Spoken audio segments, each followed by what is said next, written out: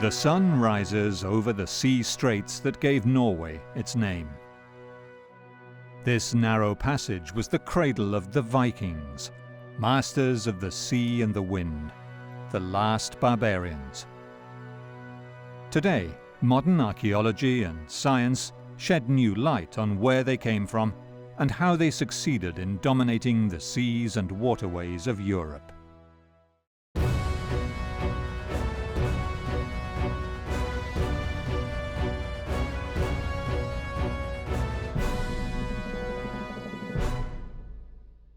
From the ice fields of the north to the Russian steppe, these fearsome Scandinavian warriors sailed the globe for 3 centuries, spreading their net of trade and pillage. They built kingdoms and empires, but their origins still puzzle archaeologists and historians the world over. The Vikings were great explorers and sailors. They exceeded all others in that area. I, and many people along with me, understand the concept of Viking as activity, as a characteristic. It is something that you do. You are out a Viking. Today, the Viking legend attracts men and women from all over the world who reenact their epic voyages and battles. But many sources tell us that Vikings were feared as ruthless pirates. Gunnar Andersson is an archaeologist and curator of the Stockholm National Historical Museum's Viking exhibit. There are actually some on the runestones as well. There is also confirmation on a few runestones that Vikings were not only feared outside of Scandinavia, on the continent, but there are occasional runestones that tell stories about him or her being a guard against Vikings here in Scandinavia as well. Today, modern science and stunning new discoveries reveal who these Scandinavian adventurers really were. The Swedes, Norwegians and Danes spoke the same language and worshipped the same pagan gods. But we shall see that it was their life and death relationship with the sea that defined Viking culture. For centuries before the Viking era, the Scandinavian populations buried their dead in ship-shaped stone graves called ship settings, such as these two on the windswept island of Öland that stand side by side with menhirs as entrances to the world of the dead. So, it is a motif, a ship motif that recurs above ground, and it is supposed to be visible in that way. Then the burials in the big ones are in most cases only common cremations, so to speak, the cremation layer, as it is called. But then we have, first and foremost, from the middle of the Viking era and in the late Viking era, great quantities of ship burials where they actually burned the boats. Far across the Baltic Sea, on the island of Saaremaa in Estonia, no less than 40 Viking warriors were excavated in 2011. They were buried in 2 boat graves. When the carbon dating results came back, director of the history faculty at Tallinn University, Jiri Peets, was shocked to find out that the ships dated back to 650 AD. These were pre-Viking Age Vikings. That makes them pre-Vikings of the pre-Viking age, according to the Estonian calendar. The Vendel age, according to Swedish chronology, and the Merovingian age, according to the European chronology.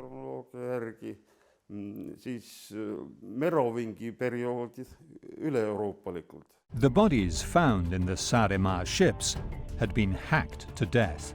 Battle they died in must have been major, if 40 men were killed, and enough survivors were left to bury them. We can say for sure that it was a battle burial ceremony. But there was a serious battle with more than 40 victims in 2 ships. Says it all. The battle had to be hard. We can see vicious wounds on the skeletons, for example, hacked hands and broken heads. So it was hard, and they had to bury those victims fast. Et on toimunud lahingumatus ja nüüd oli siis lihtsalt oli vajadus kiiresti matta need surnud ära.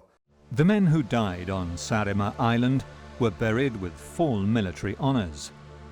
Riley Alme is an anthropologist and was amazed at the care with which they were laid to rest. Minu arvates see matus on olnud I think that this burial was done with great respect, because we can see separated body parts, heads, hands or legs, but they were buried in an anatomically correct order. I think that this is a very important sign that they were buried with high respect. The strontium isotope readings from the enamel of the teeth of the Saaremaa warriors suggest they originated from Sweden, around Lake Mälaren. North of Lake Mälaren lies Valsgärde, the heart of a thriving pre-Viking Age Scandinavian community where noble men and women were buried with rich grave goods for centuries before the first recorded Viking raid. As we shall see, the massive Lake Mälaren was the gateway to the Baltic for communities like these. Here, Ingmar Jansson found the best preserved pre-Viking Age burial site in this part of Scandinavia. The first grave of this kind dates from about 600, thus the beginning of what we call the Vendel era. But anyway, it's just one man that's laid out like that, intact. All the other families, they lie in simple graves. You don't see them, over there in a pile, cremated. These Vendel-era boat graves were rich in artifacts buried with the dead, objects they believed would serve in the afterlife, including magnificent helmets. They give us an insight into the lives of these pre-Viking adventurers. And the man lies in the middle of the boat, surrounded by his weapons. The Vendel era was a prosperous period, so they would bury 3 shields. And there would be other things too, such as drinking vessels, horns, and glass from France, and so on.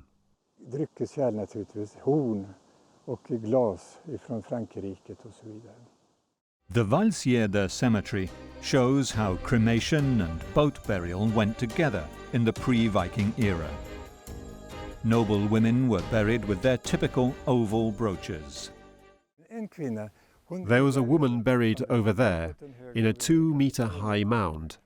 She was buried with glass pearls and bronze jewellery and so on, but the one thing that was so special was a little dragon head that must have been made out of some kind of ivory.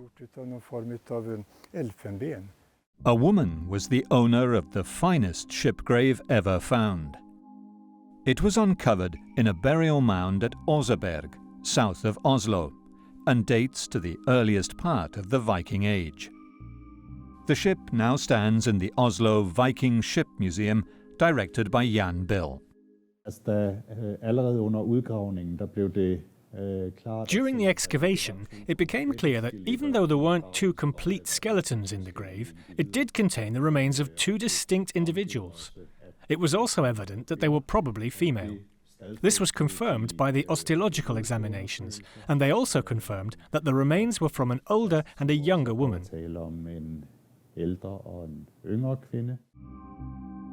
Archaeology confirms how ships were central to Scandinavian society, and how rich men and women would literally take them to the grave. The powerful lady who owned the ship was in her 80s and was buried with a cart, a sledge, and a slave woman aged about 50, whose DNA can be traced to populations living around the Caspian Sea, the furthest east the Vikings ever went. Dendrochronology, or study of tree rings, revealed the ship's place of origin. It was only later, when other dendrochronological examinations of 2 ship findings from Karmøy in West Norway were carried out, that it was suddenly possible to find an exact match with the tree ring characteristics from the Oseberg ship. When it was possible to demonstrate that the tree ring pattern seen in the wood from the Oseberg ship was the same that was seen in the ships and the grave on Karmøy, then it was possible to state that the Oseberg ship must have been built in that same area of West Norway. The ship sailed for decades in the early 9th century before it was buried with the Old Lady of Oseberg. It was built here on Karmøye Island, western Norway. Marit Vea leads the excavations at Avaldsnes, the seat of the first kings of the Norsemen. Norway is named after a sea lane, and this Northway started here. When people in the olden days came sailing past the open Jae coast, just when they turn north, Karmsund, outside here, is like a road of water. So this is where the Northway started.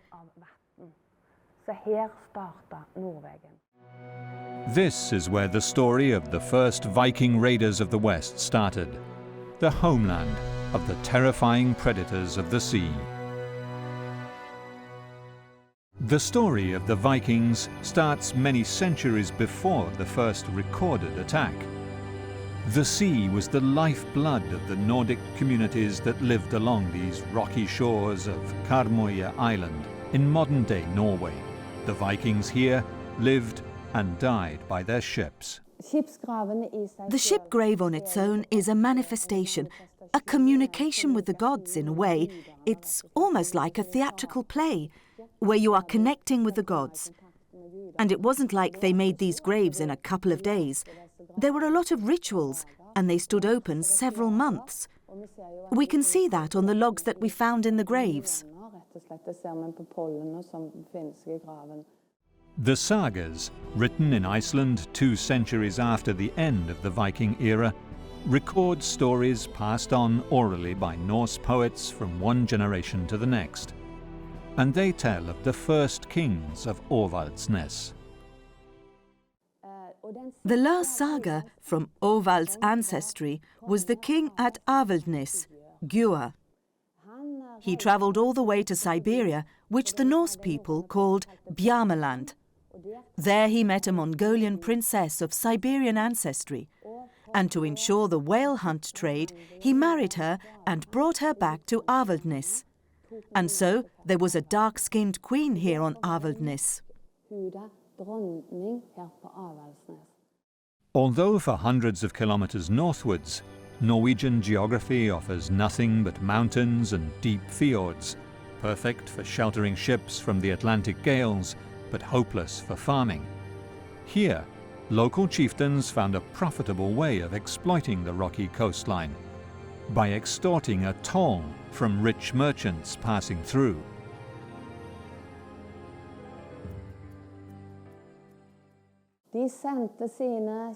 They sent their ships out to control the sea traffic. And it is this channel outside Avaldnes that created Avaldnes and turned Avaldnes into a centre of power for 3,000 years. One has to be clear about the fact that voyages down to the continent from Sweden and Scandinavia were something that had been going on many years before the period that we call the Viking era. In that way, the Vikings only followed an already well-worn path. We know that the contacts between the continent and Sweden and Scandinavia were comprehensive and extensive already during the early Iron Age.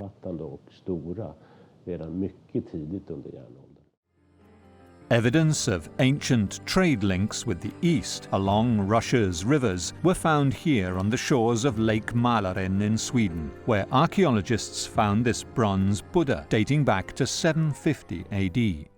Ja, den lilla Buddha-statyetten den påträffades på 50-talet. Yes, the little Buddha statue was found in the 1950s in a settlement on an island outside of Stockholm named Helio. It was found in a house there. We know that it was made in today's Pakistan, in the Swat Valley, and that it dates to about 400 years after Christ. Och den daterar sig ungefär till 400-talet. Helio and Birka were trading emporia on Lake Mälaren near Stockholm. Here on Adelsö Island on the other side of the lake from Birka, the local chiefs taxed and extorted protection money from traders and industrialists, creating easily disposable wealth that they could spread among their followers. There was a longhouse, a port, and reception halls. As the seat of political power, it was built at a healthy distance from the industrial town where traders and craftsmen laboured in grimy and filthy conditions. The layers of waste are so thick and there is so much garbage that lies inside these places. You must also remember that many of these places, first and foremost Birka, had no natural surrounding areas. Out on the farms, they removed the waste that they used as manure for the fields and things like that. But in these places, that space was missing. Other trading towns grew and faded away. In Norway, all that is left of Kaupang on the shore of Oslofjord are a few mounds dating back to the earliest years of the Viking Age. As at Birka, here a powerful military elite taxed trade in exchange for protection. What we can see in the whole of Europe is that, when these early cities rise, they have connections to kings and the powerful. The connection can be indirect. Cities need protection. They need military protection, because trade is not a barbaric thing, it's a peaceful thing, and tradesmen are mostly engaged in other things than war. They want protection. Kaupang, on the edge of Norway's Oslofjord, actually revealed surprising cultural influences from the south and the first self-proclaimed king of Denmark. And in Kaupang, we look south, because if we look at the Scandinavian jewellery in the graves in Kaupang, culturally it's a connection to the south. And what was there of powerful kings in the south of Scandinavia around the 800s? King Gottfred. King Gottfred was little more than a warlord based in northern Denmark, competing with others to control farmland and trade. He founded the trading towns of Hedeby and Ribe on the very edges of the lands he controlled, taxing all those who traded in his realm. It was a violent way of life, where workers toiled in miserable conditions and traders risked their lives on the high seas, suffering attacks but also pillaging themselves where they could, armed to the teeth and ready for anything. So we don't have clear traces of plunder there, but at the same time they did plunder other places, that's obvious. And we have some indirect traces. We've got pieces of ecclesiastic inventory from the British Isles where they had been broken off and robbed and made into the jewellery that we found lying in the graves. The most ancient power centre found in Denmark was a chieftain's camp at Lejre, close to the modern city of Roskilde on the island of Zealand. The ancient burial grounds and the royal halls here date back to the late Iron Age and Viking Age. Scholars believe this is the place that inspired the Old English epic poem about Beowulf, proving an ancient tie between the two lands. Tom Christensen has excavated here for decades and explains the ancient ties with England. What happens in England is that the Romans leave the island and then the German immigration begins, together with Danish tribes. We know that people from Jutland settled in Kent, for example. So there must have been cultural and perhaps also personal contact between the head of clans, between Denmark and England. The legendary era kings here in Denmark were known as the Skuldings, descendants of Odin. The ancestral pagan gods legitimized the rule of the kings here, committing them to defending the old religion as long as they could.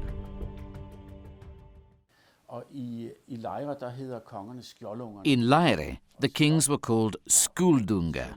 Skuld was the son of Odin, so he was the son of God. It was quite common that the royal families created connections to the gods.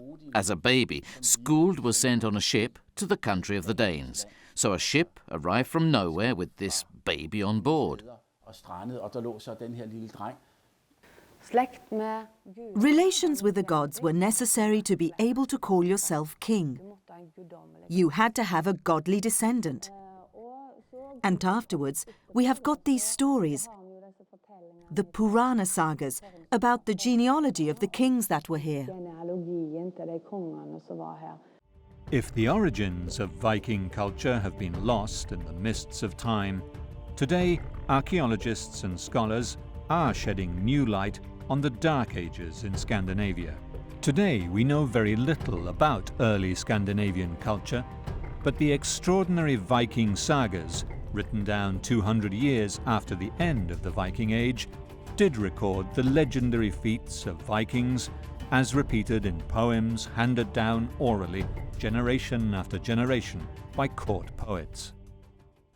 The Old Norse, The Old Norse sagas, the ancient Nordic sources, are from a later date. They are written down several years after the Viking era, and they are also written down by chroniclers in Scandinavia who were Christians and who lived in a Christian context, and who wrote from their own Christian conception of the world, so to speak. Och skrev utifrån sin egna kristna världsbild, så att säga. Runic inscriptions show a common language between the inhabitants of Norway, Sweden and Denmark. This non-standardized 16-letter runor alphabet used sound values inscribed on stone or wood by Scandinavians. Then there are the runic inscriptions, first and foremost in this part of Scandinavia, and they are contemporary. But they have their own special problems, because the messages are often very short and concise. Really, they tell us nothing about society at that time. The runestones used a standard layout of Scandinavian iconography, mainly to commemorate the dead and sometimes for magic. Carl Dahlberg is a modern-day runestone carver who lives on Adelsö Island. This ornament shows a flying dragon and is maybe the most beautiful I've seen on a runestone. Unfortunately, the stone once fell, so half the dragon's nose has broken. But we see the eye, and the neck goes down here, and a beautiful wing here. Then the paw is here with 2 claws, and the tail goes down in a circle here, and another circle here. With some artistic license, the tail is turned into a foot with 2 claws and a small thumb. The runestones were usually read starting with the head of the dragon, but this one was different. And here he writes Jorger and Fastger and Eirik had this stone painted after their father, Våger. Then there is an addition, F-R-E-H-N. Their father, something very special. Even after the Vikings had become Christians, the dragon remained a key feature of their culture and figured on runestones for centuries. The dragon painted on these runestones is generally tied in some way. Either there is a leash between the neck and the tail that binds the two together, or the leash is interwoven. Here it is interwoven, and therefore it is a sort of rule that if you follow this tail, for example, it goes over, next time under the leash, over, under, over, under, over, under. And it has to be like that all the way. So if the dragon tries to flee, it just gets tangled up. Unlike parchment or paper, carving a runestone left no margin for error. Then he cuts the runic inscription that is ordered. He cuts runes after runes, and at the end he writes his father. He forgot the R. he must of course have an R. So the solution is that either he must cut an R, here below, or he must place it inside the sentence. He then chooses to place it inside. And I know, being a rune carver myself, that when he discovered that he forgot the R, then he got so angry. It really bugs him. He pulled his hair. How could I do that? And the whole day is ruined. Outside the Scandinavian world, churchmen wrote about the pagan Vikings as a scourge of God, threatening centuries of work building new Christian kingdoms to protect and propagate the faith. The pan-Scandinavian culture that was so threatening to the Christian world was cruel but effective. Only warriors who died in battle made it to the mythical paradise of Valhalla to fight during the day and feast by night. Here the one-eyed god Odin ruled this warrior paradise with the aid of a raven and the Valkyries. Dead Vikings played board games that simulated battle. The fine game pieces found in the Saaremaa ships were carved with dragons. There were about 325 gaming pieces. Some were fragmented, but still it's a huge number. And there were a few dice made from tusk. And in general there are two types of gaming pieces. The game was called Hnefatafl and was very popular in pre-Viking and Viking times. So this is a Swedish king who is the main character. Hnefatafl means the king's table. So it is the king who is being attacked by the Muscovids, the enemies. The gods were not necessarily good. The Viking chief buried on Saaremaa Island possessed a luxurious jewel-encrusted sword. The representation of the canine god Fenrir tells us a lot about the early Viking beliefs. The dog's father, Loki, was a famous trickster revered by pirates. Now here we have a very nice sword handle detail, and it's a bit different from the others. We can see a very nice symbol in the form of a two-faced animal. It is possible that it was the mythical hunter, the son of Loki, called Fenrir, with a human face and animal hands. ja ta on siis, siin on veel inimnäoga on ta see ja külje pealt näeme, et tal on sellist loomakiss ja käpad on siin näha. Odin and his brother Thor, whose hammer amulets are present in every Viking excavation, had killed the previous god, Ymir, and made the world out of his body. Odin's family was vast, and if Loki was destined to betray his brothers, cousin Freya had quite a different role.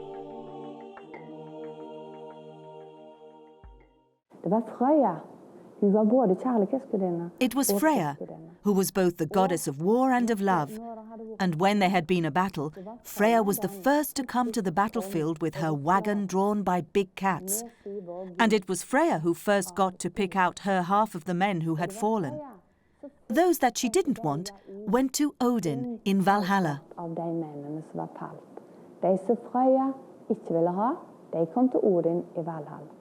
Women played a vital role in religion.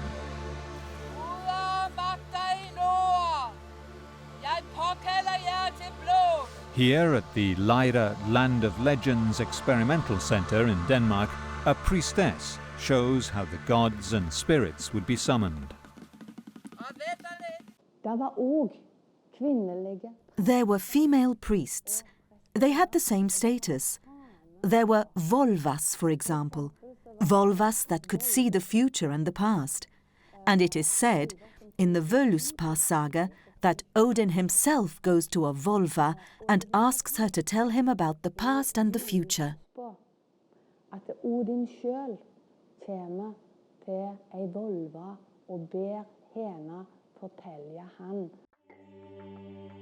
Most of pre-Christian Viking religious worship took place outdoors, in open spaces and sacred groves.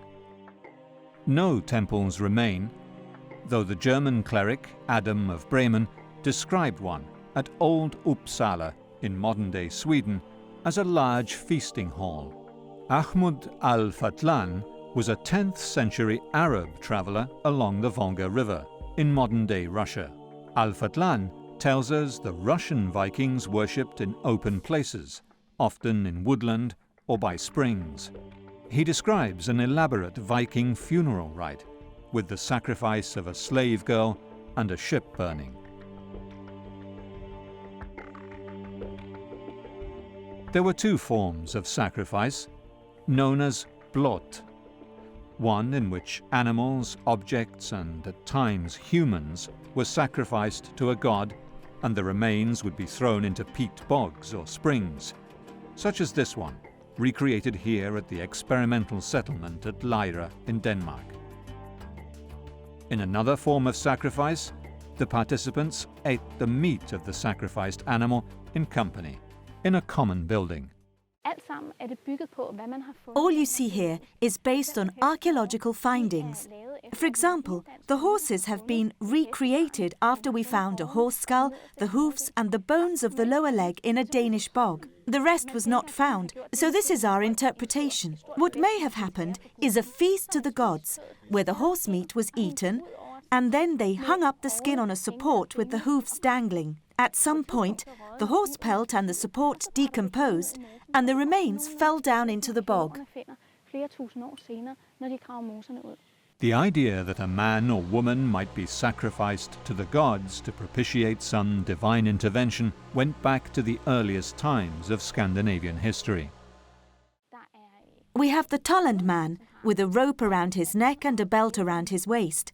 The Huldremoser woman, with all her clothes and equipment like combs, that have been carefully laid down in the bog. The Tolland man was hanged to death in sacrifice and found in the peat bog of Silkeborg in southern Denmark. The remains date back to the 4th century BC. Vikings too threw valuable objects and the bodies of sacrificial victims into bogs and springs, like these two 4-year-old boys found in a well at Trelleborg. It was an ancient pagan tradition.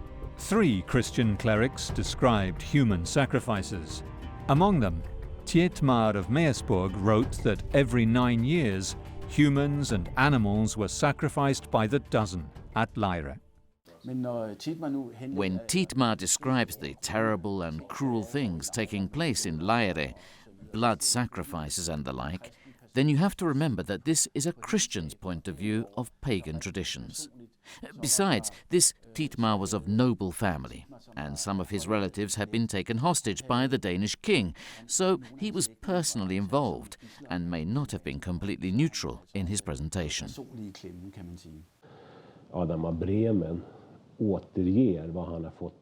Adam from Bremen relates what the Danish king Sven Estridsson has told him. And here we are already in about the year 1000. So there is a big difference in time here.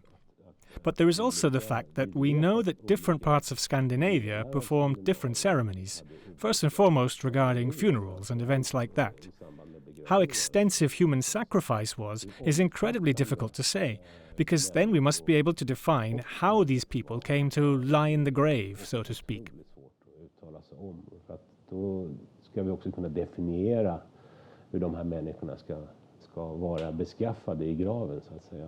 The Norsemen spread westwards to the British Isles and Iceland, taking with them their ancient pagan culture, which clashed with the Christian empires. Power and religion went hand in hand in the merciless struggle that lasted 300 years.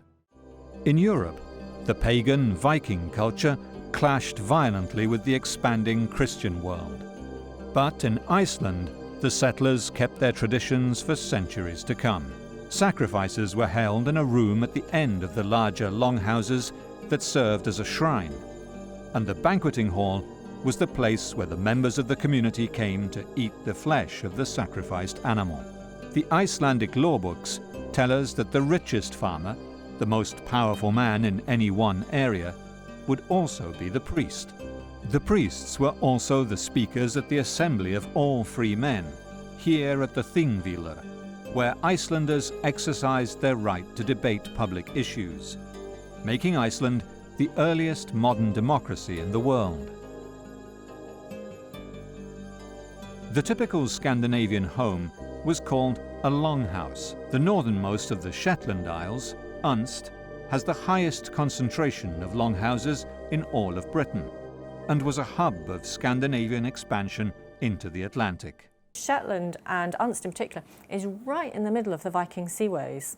So it's the obvious place if you're going from Norway across to Faroe, Iceland, Greenland, or even America, or even up and around, going sort of north about and then down to Ireland and Man and that direction. Shetland's right in the middle.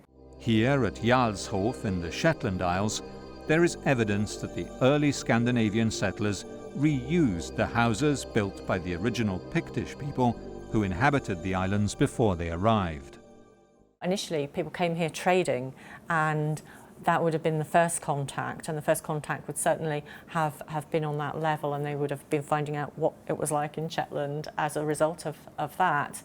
We do know that in the end, the Pictish people kind of completely, their way of life was subsumed completely by the Vikings. Viking society was based on family allegiances and laws. There was a three-tier class system split into a small ruling elite, or jarls, free farmers known as bondi, and slaves. As prosperity increased, the Scandinavian birth rate grew, and family leaders had to find more land and ever greater opportunities for their offspring and dependents, while the rise of the warlords left little space for the more independent-minded petty chieftains. It seems that prosperity, rather than starvation, drove the first raids. Ships were expensive to build and required social cohesion. Armor and weapons, too, took organization, and taking men away from farming during the summer months meant that someone else was looking after the crops. The role of women, therefore, was key to keeping the community functioning. It was the women who ruled the farm, and as a symbol of that, they had keys. And they kept those keys with the rest of their valuables. And since the men travelled out a lot, they were counting on the women to keep order back home.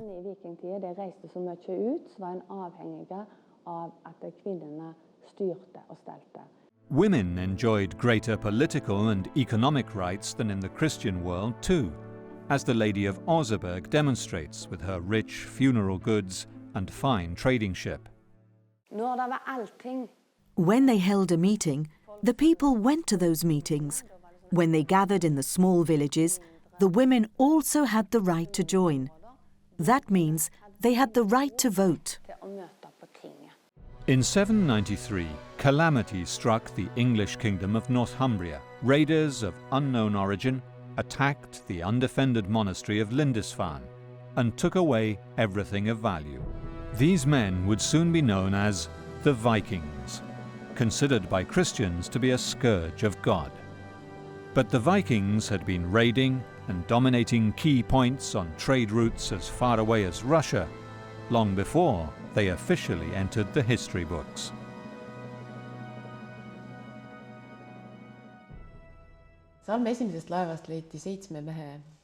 We found 7 male skeletons in the first ship in Salme, and they were not buried systematically.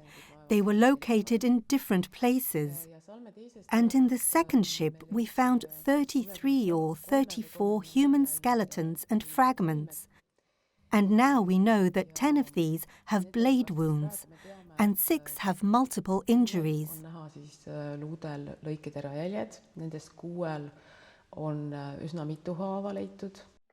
The ship graves puzzled the archaeologists. The battle wounds of the 40 men buried here show that the relationship with the local inhabitants was probably violent. Yet the rich grave goods show that there was a lot more to this expedition than pure pillage. These people were killed in battle because we have evidence of that on their remains, especially on hands and legs. For example, we have an upper arm that was hacked in 4 different places. Also, we have injuries from swords on other arms, like someone was defending himself with the upper arm. Also, we have skulls with obvious injuries.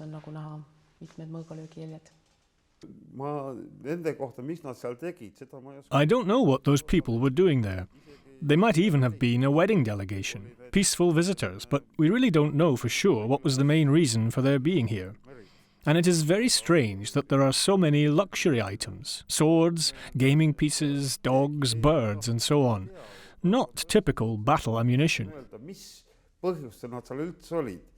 Ja üldse jätab kahtluse see kogu see inventaarium, eriti rikkalikud mõõgad või luksuslikud mõõgad, siis mängunupud, tohutu hulk mängunuppusid. The Vikings penetrated the Baltic coastline and traded and raided deep into the East European plain. The routes passed through Staria Ladoga, North Russia, where finds of Scandinavian amulets and runic inscriptions on wood show that the Vikings were trading with, if not ruling, this strategic place on the Volkhov River by the mid-8th century. The Finns, Slavs, and eventually the militarily dominant Scandinavians traded here for centuries before the Vikings are mentioned in written chronicles. They founded the trading town of Novgorod, just as, on the other side of Europe, other Vikings were plundering Paris. Frågan är varför eskalerar det? The question is, why does it escalate? Why this sudden rush? The factors that have contributed to it, first and foremost, are the fact that people then, as well as now, are opportunistic, in the sense that some areas where the situation was unstable. We must remember that, for example, the Frankish Empire was in dissolution, and not to mention the British Isles, there were lots of conflicts in that area as well. Frankrike var mycket i sin upplösning. Brittiska öarna ska vi inte tala om, det var mängder med konflikter där. The great Frankish Empire to the south was ruled by Charlemagne, who aggressively expanded his realm. In the late 8th century, he began a 30-year campaign to forcibly convert the Saxons, the southern neighbours of the Danes, to Christianity, pressing north toward the fiercely pagan Scandinavian world. Charlemagne spilled just as much blood as the Vikings. So maybe the Viking raid started out as a military operation, but after a while, people discovered that there is money to be earned here. And then it developed into ordinary plunder. Here at Orvaldsnes, Harald Fairhair gathered around him a military force that was able to hold together most of Norway. A great battle at Hajardsfjord brought him final victory over the petty kings and pirates of Vestfold and caused an exodus to Iceland. Indeed, it was during the upheavals of the war to unify Norway under Harald Fairhair that we see the greatest Viking emigration.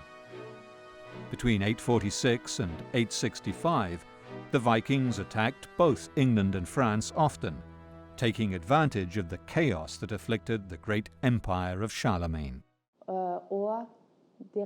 The Norwegian Vikings went the furthest of all people in their time. And they went as explorers, not as bandits to rob, but as explorers and tradesmen. All of that comes down to the ship technology they developed. It was a case of life or death.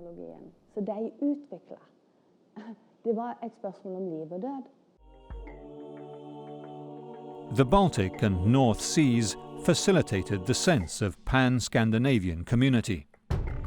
Ships travelled swiftly along the coast or across the sea, while land travel was slow and dangerous.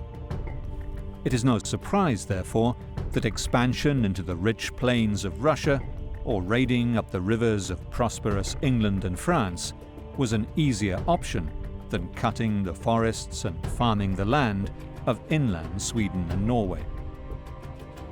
While early Scandinavian society became more organized and benefited from trade between the far north and the far south, its appetite for wealth, earned or stolen, grew. Its ability to organize a predatory economy grew with it. Although they instilled terror in their victims, the Vikings were just the more aggressive face of a fast-evolving Scandinavian society whose influence spread from modern-day Canada to the Caspian Sea. The secret of their success lay in their nautical technology and unique social cohesion, which together were a formidable weapon for these empire builders. They plundered lands from Central Asia to North America and defeated the armies of the greatest empires. They spread the lore of the sword while trading and raiding from the Arctic Circle to the Mediterranean Sea. Their tactics and weapons were the most advanced of their time.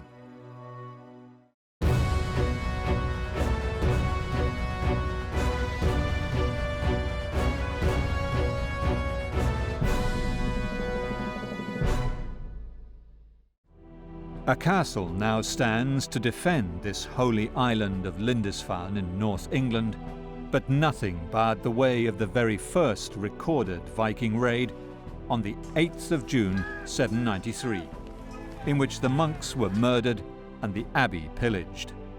The attack is considered today as the first of the Viking era, but, as we shall see, the Vikings plundered other parts of Europe for centuries beforehand. The Vikings were fighting machines. They moved swiftly over the sea in speedy, lightweight ships. They invested in the best weapons money could buy and the finest armor, slashing their way into the history books. But today, science and archaeology reveal who they really were and why they were so effective in war. Vikings lived in a time of blood, a violent time, and they weren't better or worse than other people at that time. There would perhaps not have been any Viking age if it weren't for the Viking ships. This is a roof Viking helmet, as is armor. It's made from thick hide that you stitch together.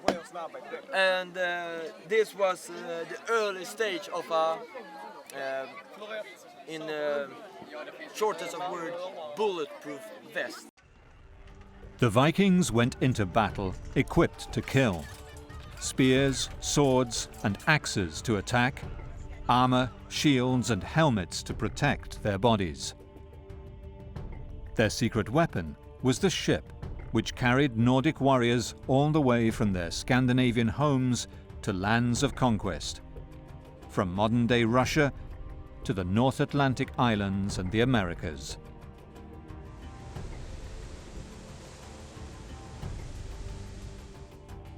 The same Viking weapons were buried in graves as distant from each other as Repton in England and Salme on Saaremaa Island in Estonia. Here, 40 Viking warrior skeletons were excavated in 2 Viking ships in 2011. A find that turned the story of the Vikings on its head. These light and shallow-keeled warships were being used for raiding at least 100 years before the first recorded Viking attack. The Gokstad and Oseberg ships were between 50 and 100 years younger. They were engineered to bend with the sea and withstand rough rapids, yet were light enough to be hauled onto a beach and carried over land. Marit Vea is the lead archaeologist at the Aavaldsnes excavation on Karmøy Island, western Norway, and an accomplished skipper herself. When the Vikings came, they used ships. Viking ships were light and flexible, and it was said that they moved like an animal in the waves. They attacked suddenly, using the surprise tactic, you see, and the advantage of that was they could pull back quickly. Wherever there was a waterway, Viking raiders and traders could go there, traveling from the farthest reaches of their world across the wide, open oceans and into the depths of the forests and plains of modern-day Poland, Ukraine, and Russia. The best preserved Viking ship is here in Oslo, Norway. Thousands of visitors come every year to visit the Viking Ship Museum. The Oseberg ship was found by a farmer who dug into a mound looking for gold. It took archaeologists 20 years to excavate, restore, and prepare it for exhibition. Jan Bill is the Viking Ship Museum curator and one of the world's foremost Viking ship experts. The Oseberg ship is unique. It is the best preserved ship we have from the Viking Age. Almost everything is present. The Oseberg ship is the oldest and best preserved Viking ship, and, as we shall see, tells us the most about the early Viking way of life. Miraculously, the blue clay of the mound, similar to these at Borehaugen, had hermetically sealed the burial, leaving wood, leather, metal, and even textiles intact. The other interesting fact about the Oseberg ship is that it is the oldest sail ship known from Scandinavia which has been preserved. We have older pictures of sail ships from the 700s, but this is the first example of a ship where the technical construction of mast and rigging has been preserved. Archaeologists were stunned to find 2 women were buried in the ship, one around 80 years old and another about 50. Intricate decorations showing animals and Viking scenes had been carved into a cart, a sled, an ornate bed, combs, chests, and dozens of other sacred items buried with them. Tree ring dating confirms that the great Viking ship of Oseberg was built in approximately 820 on the west coast of Norway and is the oldest surviving combined sailing and rowing ship. A crew of 30 men, plus a helmsman and a lookout, propelled the ship using 15 oars a side. The ship is 22 meters long, and each oar hole is equipped with a shield holder. One of the world's leading Viking shipbuilders is Vibeke Bischoff. She is the head builder at the Roskilde Ship Museum in Denmark and built this scale model of the Oseberg vessel before proceeding to design the life-size replica. The Viking ships are built to be very light and very strong. They are built out of mirror-cut oak, that is, they are split out of whole trunks. The planks are split in such a way that the wood grain is completely even down through the length of the plank, and this means that it's possible to reduce the dimensions. Oak is a heavy and very hard wood, but very strong and flexible when wet, which is why the ships are built out of fresh timber, which is mirror-cut. Bischoff and a team of Viking ship experts set out to build a replica of the Oseberg ship.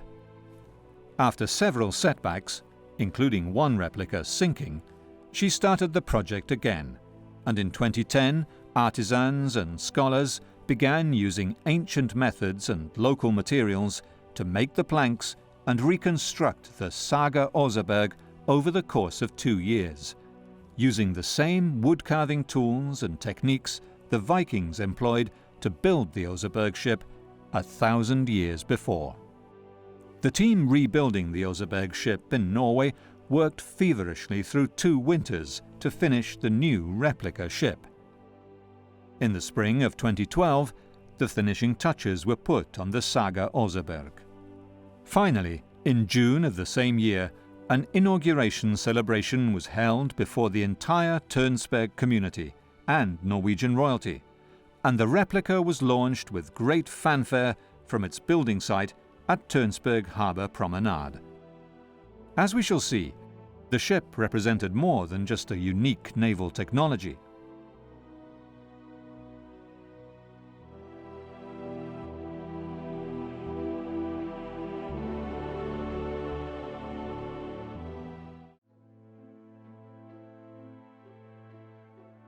The Viking predators of the seas sailed in amazingly light wooden ships, and a group of experts and enthusiasts have built a faithful replica of the oldest surviving example.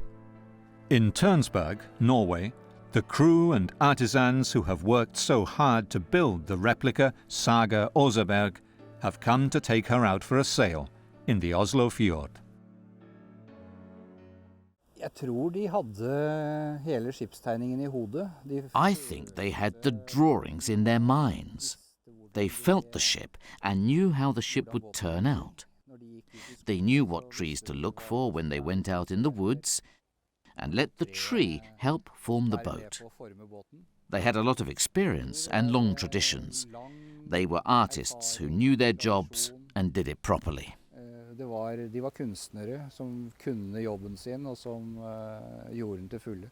The ship's captain illustrates some of the incredible features, copied from the original, which show how each ship became home to its crew, all of whom left their individual mark. The owner of the ship was a revered lady, according to recent forensic investigations.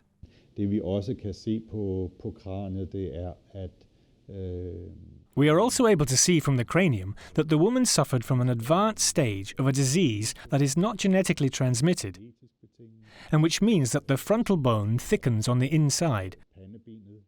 This creates a pressure on the brain that alters the body's hormone production.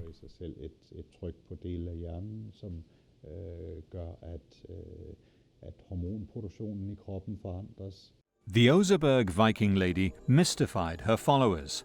Her hormonal problem may have contributed to her growing a beard and other gender abnormalities, which some believed gave her magical abilities.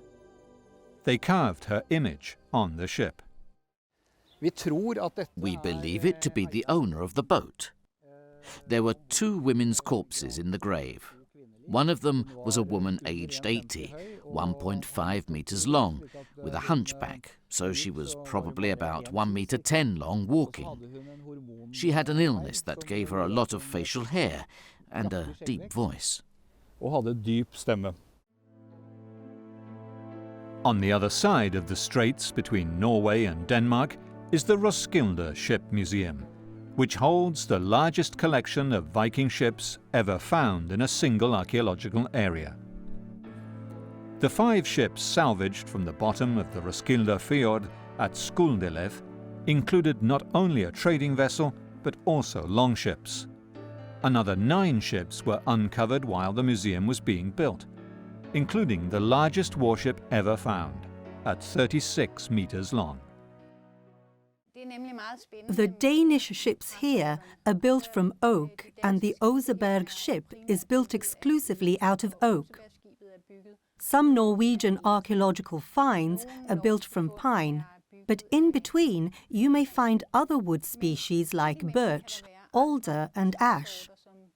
We have a few examples of beech, not a very good material for shipbuilding, but when we build the full-scale reconstructions, then we do it as precisely as we can. Because the Vikings did not use saws, every piece of wood was cut using axes, taking special care to work with the natural grain. Remarkably large vessels could be built using traditional clinker construction techniques. Dragon ships carrying 100 warriors were not uncommon. Using iron rivets to lay one plank over the one below, they would build a flexible ship from the bottom up. The internal ribbing was made of oak using natural curves and forks in the branches for extra strength. The planks and the ribs were lashed together using blue whale balleens, maybe the strongest natural fiber. Ropes on the ship were made of sealskin. The Viking ship rode the waves as a single flexible object, not as a mass of separate rigid parts. All of the rivets, like this, are made by our own smith, just as the tools are. They are long pins that go in with a square-shaped head sticking out on the other side, and then they hold it steady and pound it until it's fastened. The Viking ships were clinker-built, which means that the hull planks are placed one on top of another with an overlap. In between these overlaps, there is a thin woolen thread with tar to make it watertight. The planks lie tight on their own, but as it is all handmade, the wool and the tar help to ensure that it is watertight. They are then fastened with iron rivets, which are then secured on the inside so that they squeeze the planks tight together. This helps to make the hull very stiff in its lengthwise direction, and therefore the ship very strong and completely watertight. Viking ships' sails weighed over 100 kilos. They were made of a special wool, daubed in grease to make it more waterproof. They were woven by the Viking women who operated the large royal farms back in Scandinavia. The sail was worth more than a ship in the Viking Age, since it took such an amount of time making a sail. So in the law of Gulating, it's said that during wintertime, when the sail is not in use, it should be stored in the church. The Saga Oseberg sail took 1,800 hours to weave.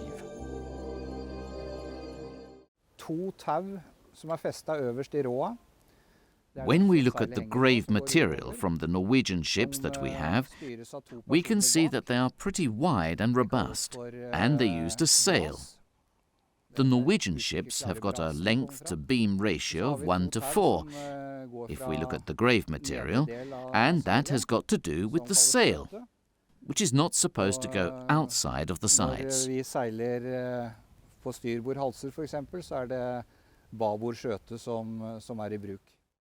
The first image of a sail on a Viking ship is this, from the Swedish island of Gotland, and dates back to about 700 AD.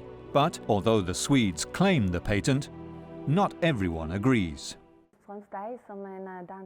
As a Danish professor said, it was the Norwegians more than other Scandinavians that dared to go out on the wide grey ocean without knowing what was to come.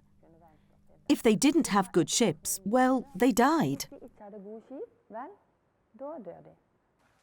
What we know about the Scandinavian warrior, whether a pirate or a member of invading armies, is that he, or she, bore a few simple but effective weapons and blended into a well-organized team when a big battle loomed. But they also had women and children with them in the battle. And when you've got women and children in a battle, you've got a lot more to fight for. And they used what we call guerrilla tactics. They hid and then attacked. The sources tell us that they used a tactic called the hog snout, and that was something they had learned from Odin, believe it or not. These Vikings of the Jomsviking Association are training in the use of sword and shield. The key to effective single combat was balance, taking advantage of the opponent's inability to react to speedy sword thrusts or slashes. The weight of the sword and the shield tired the arms of the warrior, so the strongest and fastest regularly won individual fights that could not last more than an hour. When forced into a full-scale battle, the Vikings adopted the shield wall, in which each warrior was defended by the man standing next to him, and the shields overlapped to provide continuous protection all along the line. It was a defensive array that most warrior armies of the day adopted. But the Vikings used the hog's snout tactic to break through their adversary's defensive wall, attacking a small part of it in arrowhead formation in order to break through and cause panic. Of course, surrounding the enemy and attacking from behind was the preferred tactic, if made possible by the terrain or by enemy error. Once the enemy line was broken by thrusting spears, the swords came into play, slashing the enemy from the side and back and spreading terror.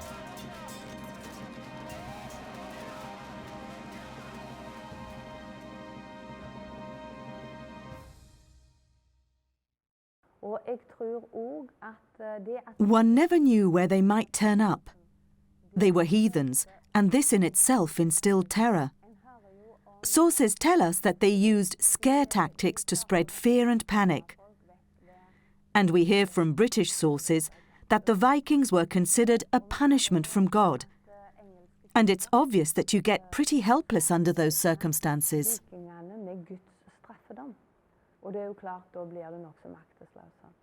Two great battles that took place in 1066 marked the climax of Viking-era tactics. At the Battle of Stamford Bridge in England, the Saxon army defeated the invading Vikings when they broke through the shield wall of the Scandinavian force, which had left its armour on its ships. Only 3 weeks later, The same Saxon army was defeated by the Normans at Hastings, a battle described in detail on the Bayeux tapestry held in France. This time, the Saxon shield wall broke when they believed, mistakenly, that the attacking Normans were in retreat. Safety lay in a disciplined defensive array. In Volyn, modern-day Vikings from all over the world meet to take part in reenactments of Viking battles and buy weapons and armor that have been faithfully reproduced on the basis of grave finds, which means that they are probably better equipped than most warriors of the Viking Age. Every Scandinavian soldier was required to have a spear and a shield. Eventually, the most basic survival tool, the axe, also became a formidable weapon of war. Spearheads found in graves were of many different kinds. The spear could be used as a throwing and as a thrusting weapon. Volyn was probably the site of ancient Jomsborg, the military base of the elite Viking mercenary unit. By all accounts, they were a well-equipped and trained military force, a private army for hire. They were staunchly pagan. This runestone on the island of Öland off the Swedish coast commemorates a Jomsviking who died in battle. It is the only one to mention the pagan god Odin. Wojciech Filipiołak is the director of the Volyn excavations.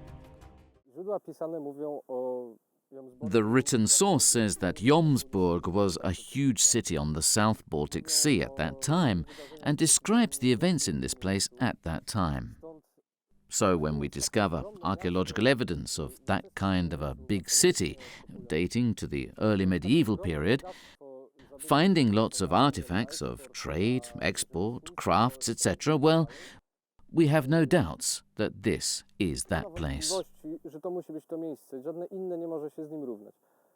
In fact, the archaeological and written evidence shows Volyn was much more likely a multicultural, cosmopolitan city, where religious and ethnic diversity was not a point of conflict.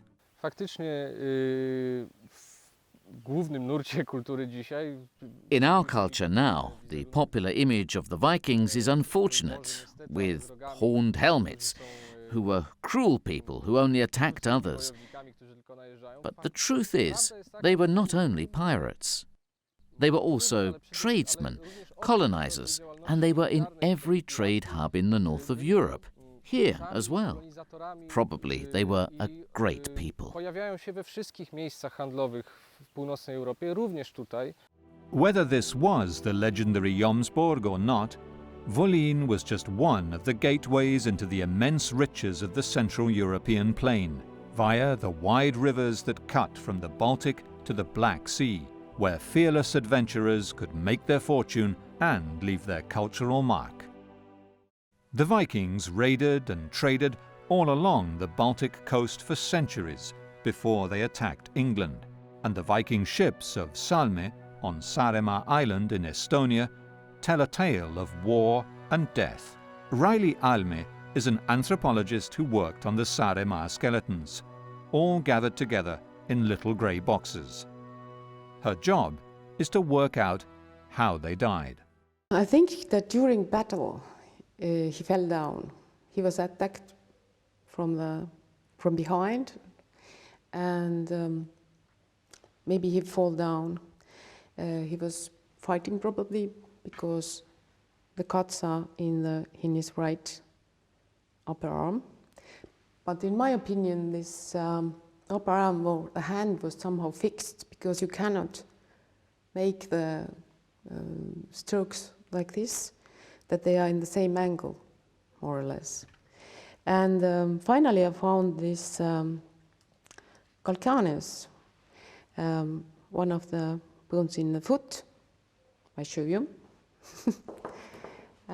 Which also means that he should have been lying or something, because the hit is somewhere here. And of course the final has been this decapitation, in my opinion. mõõkasid oli kahte tüüpi. Üks osa nendest olid kaheteralised Most of what we found were weapons, especially swords. There were two types. The first was double-edged, which was the most advanced technology for that period. They were made using damask steel, so the center part of the sword was damask plate, and the outer part was welded to it, soft iron and strong steel, and then the blade was twisted, so that it became very flexible and strong.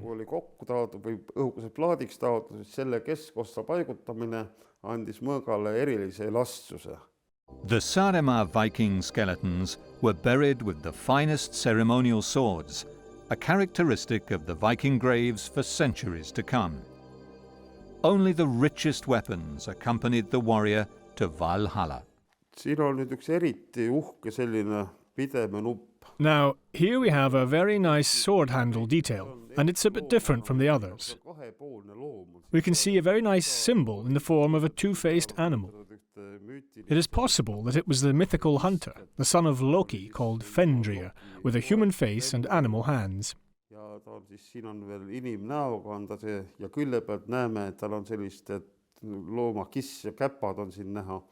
These characteristic grave goods reveal just how far the Vikings had penetrated the Baltic coastline and the plains of Russia and Poland. When a new motorway was being built here in central Poland, archaeologists made an unparalleled discovery in post-war Polish archaeology. A Viking-age cemetery with 50 human remains dated to the late 10th century, with chamber-like graves, at Boże, a place of strategic importance for the first recorded Polish state. Professor Andrzej Bucher excavated the site. This is a completely untraditional cemetery. There is nothing like this cemetery in Poland or in the whole of Europe, nor is it a very big cemetery, because it consists of just 50 graves. They are concentrated in a small space. Every grave is rich, there is no poor grave. This is the cemetery of upper-class people. The central figure was this young warrior, buried with his sword. He had been badly wounded, with part of his jaw chopped off and a deep head wound. He was buried sitting upright with his sword. So it's important to distinguish the young soldier's grave. He had complex wounds to his skull and mouth. This soldier is extremely interesting because he held a ceremonial sword. This sword is positioned as though the soldier was sitting and he was holding it, and the body had fallen over, and we found him with the sword in front of his eyes. The grave goods, coins, jewelry and weapons strongly suggest Scandinavian and Kiev Rus roots.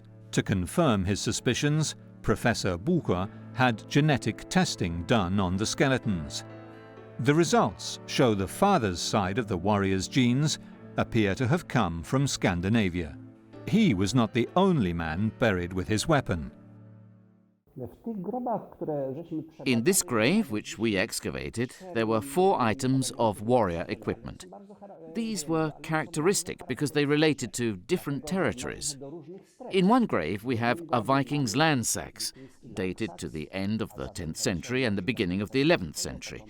And the next one we dug up was connected with the Scandinavian community and warriors from the north and west parts of Europe. The deep wounds on the warrior's head and jaw show he died young and in battle. And, like the Saaremaa warriors, he was buried with the finest grave goods. The two-edged sword with a half-moon-shaped pommel is also known as a Frankish sword, as it was based on the design of weapons carried by soldiers of the most powerful empire of the time. It was made of steel. Today, experts have discovered how these swords were made to be so strong. The basic block of steel that was used to make a sword can be seen here in the Elbląg Museum, which holds many of the finds that Professor Marek Jagodzinski excavated from the site of the Viking Age trade town of Truzzo. It's true. We discovered lots of military things in Truzzo. I mean arrowheads, spearheads, and mainly pieces of swords. They probably produced swords in Truso.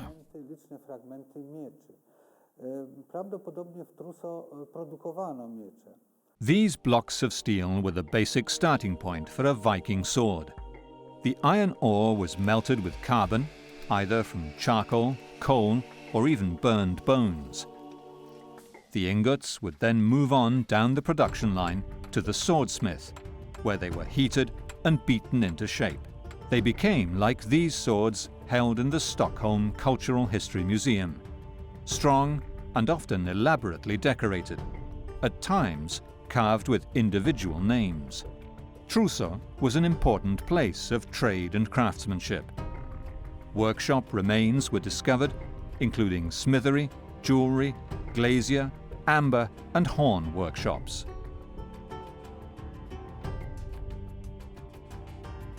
Swords made here were prized, and often those buried with warriors were deliberately bent out of shape to dissuade grave robbers.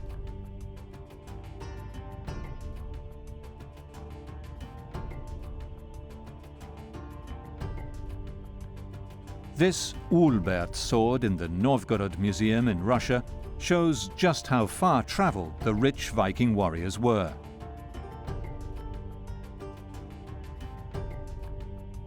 It was made in the heart of the Frankish Empire, in Germany. The Vikings sought the best swords on the market, even if selling a sword to a Viking was a capital offence in the empire.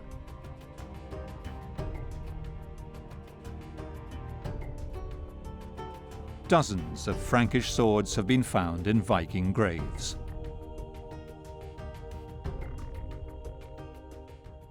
Krótki miecz jednoręczny. This sword is short and one-handed, which was common in the early Middle Ages. It's a very good weapon, very solid and very effective. Everybody wanted to have it because swords were very rare, and there were not many in that time because they were expensive. Swords were made of iron and steel.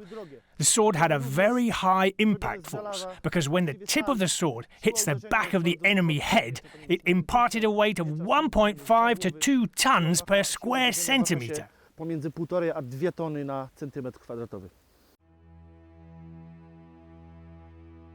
These axe heads were found in Viking graves. They were powerful weapons, and the weight of the blade could penetrate a steel helmet. The way they were used is shown by these warriors from the permanent Viking Museum of Wolin in Poland. Topór. The battle axe was a very popular weapon because it does not have a lot of metal, so many warriors could afford this kind of axe.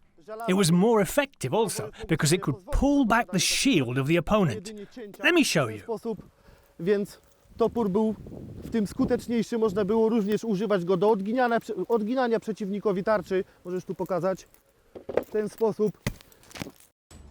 But no matter how strong the sword, axe or knife, it was worthless if its blade was not sharp.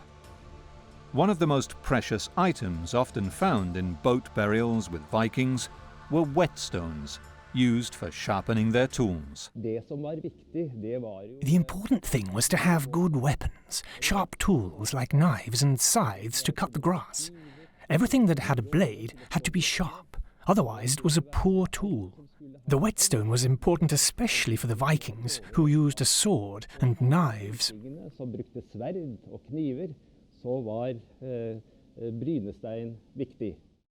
Using quartzite found only here in the Telemark region, the Vikings industrialized the production of whetstones, trading them out of the country as ballast in their ships and returning with other goods.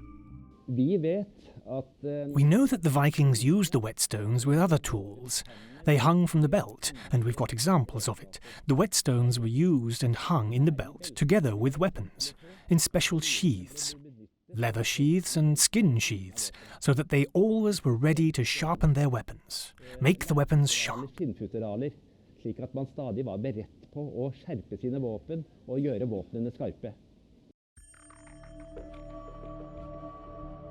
Very few items of Viking armour have survived the funerals of the warriors. Chainmail was costly to make. each ring forged and closed around another by hand and one by one. It was also heavy to wear, weighing 15 kilos at least for a full coat. Plate armor was even heavier. As we see, it was very hard and also very expensive and very rare. This breastplate doesn't protect arms and it is short. The hauberk, which my friend has, is long and protects arms, so a greater part of the body. But mainly on the chest was very good also. However, the plate breastplate was lighter than the hauberk, so it allowed men to move faster. Many Viking warriors would not have been able to afford armor, and would have relied on heavily padded leather jackets instead. They would all have had a shield. The shield was made of wood, with an iron boss in the center covering the handle. Many of these remain and are on display in museums throughout Scandinavia, such as here in the Oslo Cultural History Museum. Armor, shield and helmet defended the Viking from enemy blows, but, as we shall see, still gave the warrior only partial protection. The Vikings were equipped to kill and dressed to survive. A vital piece of defensive weaponry was the helmet. Probably the most common form was the conical type, with nose guard. Some were particularly elaborate. These helmets of the pre-Viking Vendel period, found in a grave close to the Gamla Uppsala site in Sweden, show how much work went into making beautiful headgear for a rich warrior. They were buried with the man when he died.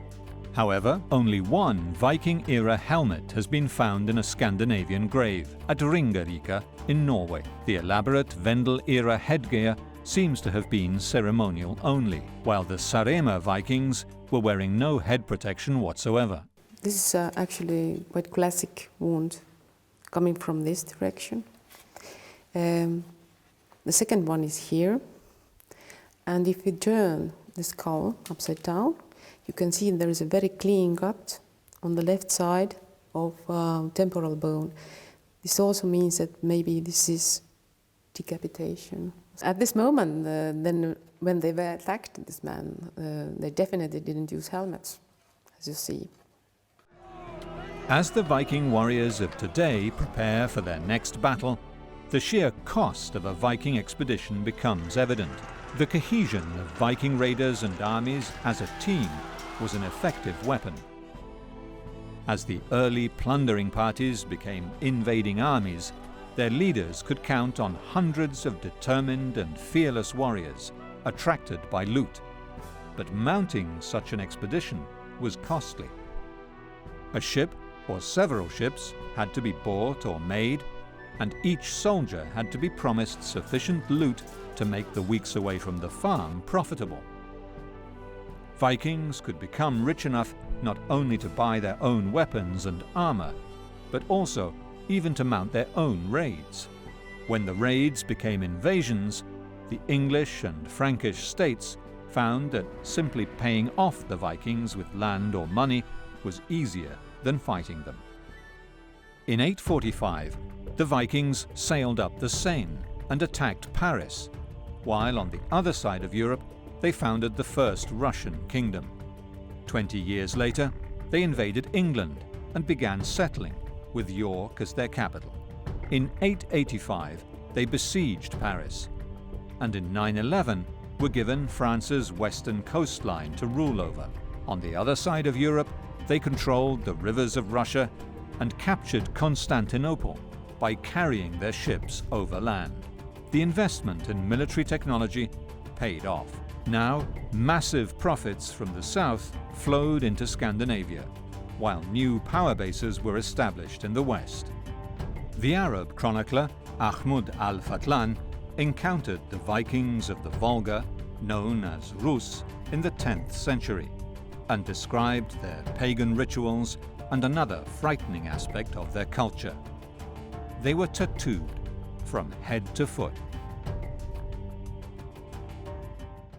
Tattooing is very, very, very tight connected to spirituality. We know from the Viking Age that the runes had a lot of meaning. You know, every single rune had a lot of meaning. And I'm pretty sure that the Vikings had tattoos that included runes who were supposed to provide them with protection in battle, you know, give them strength, connect them to their fylgja or power animal and stuff like that. Kai Uwe Faust is a Viking tattoo artist from Copenhagen. He uses ancient Viking techniques, bone needles and traditional tools to decorate the skin of his clients with Viking themes. At Viking festivals, the tattoos are done just like they were in the Viking Age. They ornament everything. So like the door is not just a door is room for decoration. A knife handle is not just a knife handle, it's room for decoration, and so is the body. A typical Viking tattoo, I think what I have here is what I'm pretty convinced is very close to how it actually looked back in the days. The same with my leg here. So again, you know, when we go, for example, to the Scythians or all traditional tattoos, it's always pretty tough black work. While tattoos protected the Vikings from the evil spirits they could not fight in the open, the weapons they bore gave them physical supremacy in the real world.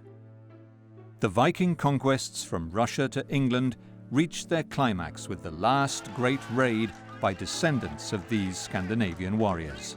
William, Duke of Normandy and later King of England, was a direct descendant of the Norsemen who conquered half of France. When he invaded England in 1066, his army was larger and more powerful than most at the time. So, yes, actually, the Duke of Normandy had a very powerful army, which consisted of Normans, but also French. And we can see that the word Frankie is written on the tapestry, I'd say in black and white. So he had a large army. About 8,000 men crossed the Channel.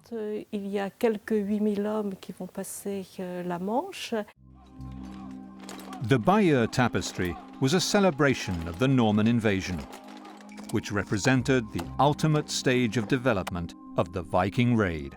Details of the scenes of preparation for the invasion are meticulously recorded on this tapestry. The investment in troops and equipment matched the prize that William and his lords were pursuing.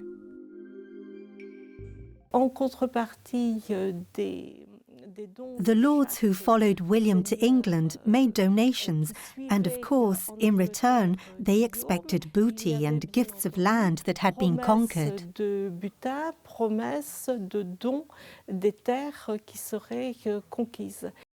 The Bayeux Tapestry is a remarkable representation of late Viking Age ships, weapons and war. Des bateaux construits comme les Vikings les construisaient. We see ships the way Vikings built them, that's to say ships with shallow hulls, propelled using oars, and that have a sail that can be raised on the high seas. We also see weapons that were inherited from the Vikings, which are also shown on the tapestry. They are long axes, a Danish tradition, which are handled by the Anglo-Saxons as seen on the Bayeux Tapestry. Héritage danois qui sont maniés par les Anglo-Saxons sur la tapisserie de Bayeux. Loot and booty were the driving force behind the Viking raids for nearly 300 years. War was a way of life for these predators of the north who left their mark across Europe, from the farthest steppes of Russia to the northernmost tip of the British Isles.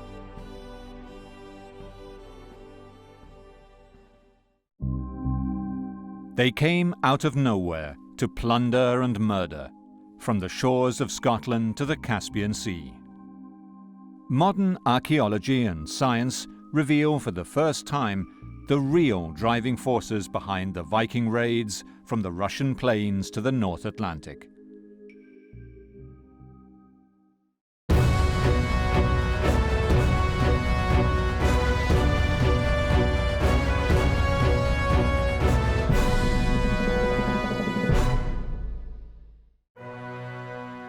While Viking enthusiasts of today live the life of the Scandinavian warriors and fight set-piece battles at the festival of Volin, Scientists and archaeologists from all over Europe are making groundbreaking discoveries. Recent research shows the Vikings from a new perspective and in the brutal social context of their time, spotlighting their incredible ability to plan and execute their expeditions for maximum profit and psychological effect. At the time when the Vikings attacked, there was starvation in England. There were dragons in the sky when the Vikings came. It was like a part of the punishment from God. They'd been pushed into the top of a ditch and they'd been very seriously traumatized at death. Their bodies were very hacked about, legs, arms missing. The second vertebral body indicates decapitation marks, as you see. There's a clean cut through cervical spine to here. The story of the Vikings takes us to Saaremaa Island in Estonia. Here, a team of archaeologists from Tallinn excavated an amazing cache of Viking artifacts that turned the history of these Scandinavian pirates on its head. Jüri Peets excavated one of the most impressive Viking burial sites known to experts today. The remains of more than 40 human skeletons in 2 boat graves were unearthed in 2011 during road construction.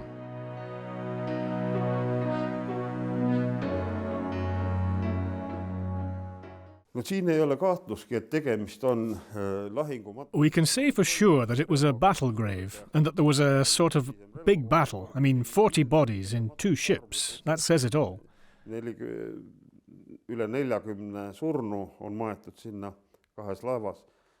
battle had to be hard. We can see vicious wounds on the skeletons. Some, for example, have hacked hands and broken skulls. So it was hard, and they had to bury those victims fast.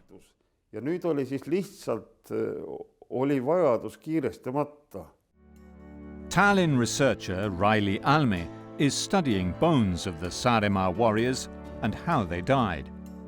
The skeletons all showed signs of violent deaths and multiple battle wounds.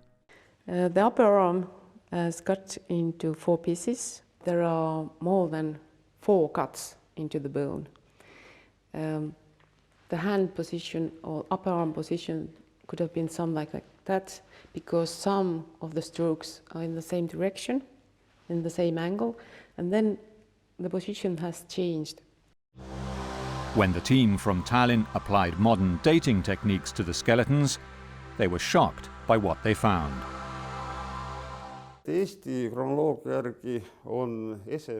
Analysis of the items we found, including the skeletons and the organic material, shows they go back to pre-Viking times. Incredibly, the ships and the bodies date back to at least 100 years before the first recorded Viking raid. Yet the weapons, the shape of the ship, and artifacts buried with them prove that the men found in the 2 boat graves came from Scandinavia.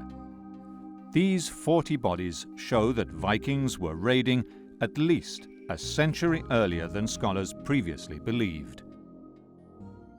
We can be sure that these men were Scandinavian sailors who somehow met their death at Salme.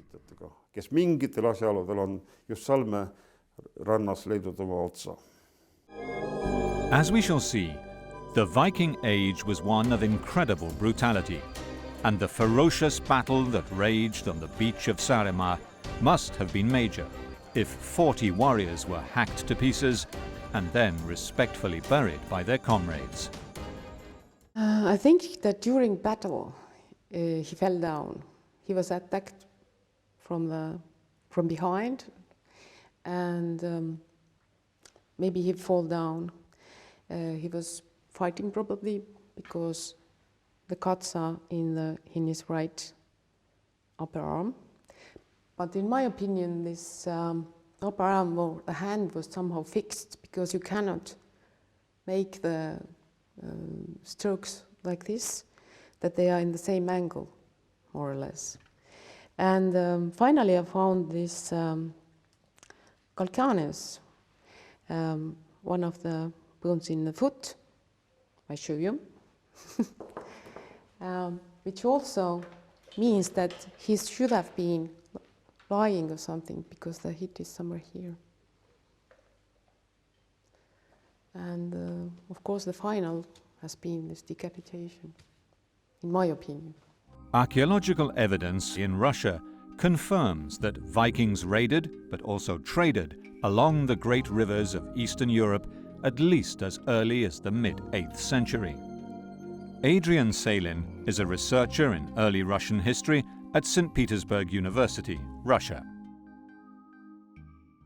No one knew what was in ancient Russia. Everyone knew that somewhere around the Caspian Sea they were minting silver coins, and that they could be exported to the rest of Europe in unimaginable quantities. And it was this area between the Baltic and the Caspian Seas, along the Volga River, that was the first to be colonized by Scandinavians. Here at Staria Ladoga, on the shores of the Volkhov River, tree ring dating of wooden objects such as this stick carved with letters of the Viking alphabet called runes shows that Scandinavian traders and warriors appeared here long before any mention of Vikings in the written chronicles. With regards to Staria Ladoga, we can see that Scandinavian artifacts, dating back to before the Viking Age, have been found in the oldest of all the sites in the area of Staria Ladoga. The ancient chronicles known as sagas and runic inscriptions in Scandinavia have given a name to these men whose exploits went unrecorded for centuries before they slashed their way into the history books. They were the Vikings. They were men and women who left the safety of their homes to explore and plunder distant lands, from modern-day Poland, Ukraine and Russia to the islands of the North Atlantic and as far as America. The Vikings spread not only terror, but also a web of trade. The mystery of where the Vikings came from and why they attacked has now been revealed.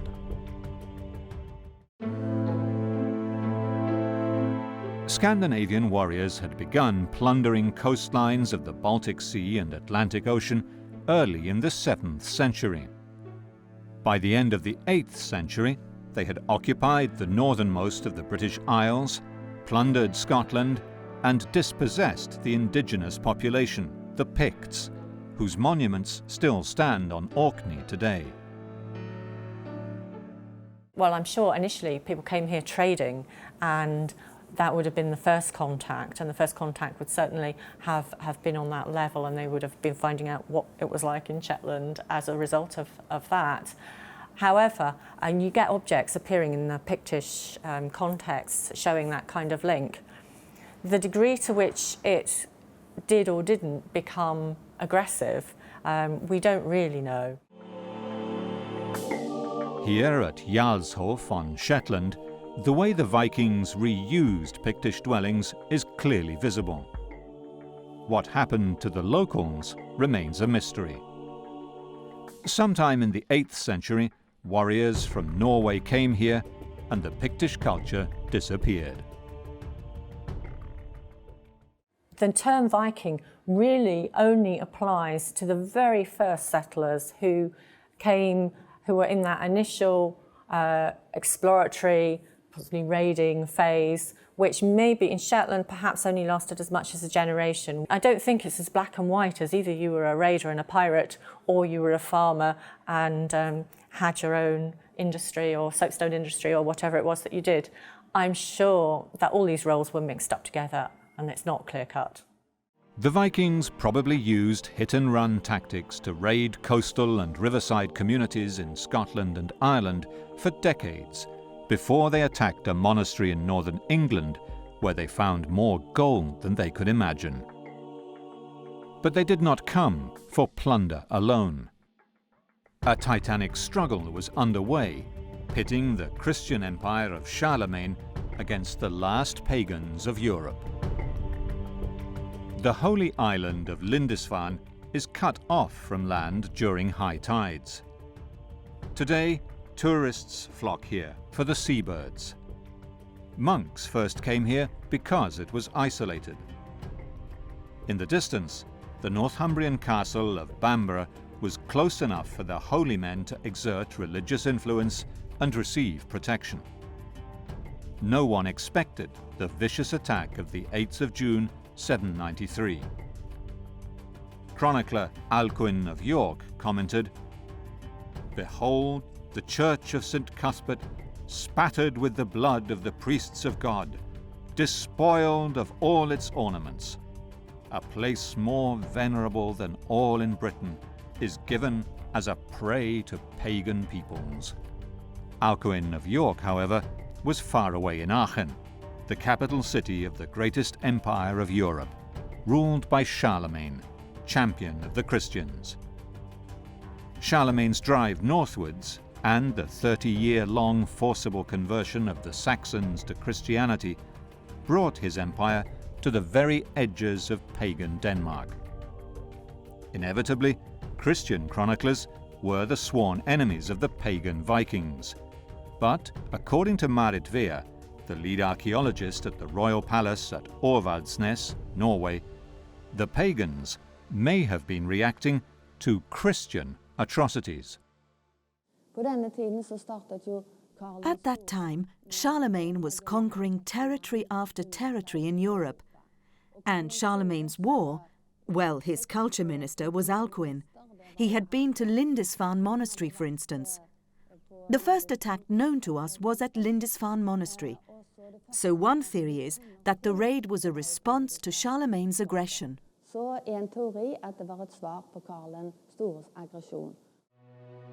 We shall see that Viking raids became invasions when politics in Scandinavia and in the great kingdoms of Europe created opportunities for attack.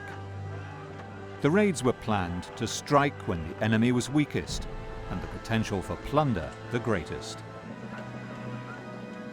Charlemagne died in 815 AD, and 30 years later his grandsons began a civil war that set 3 Frankish armies against each other.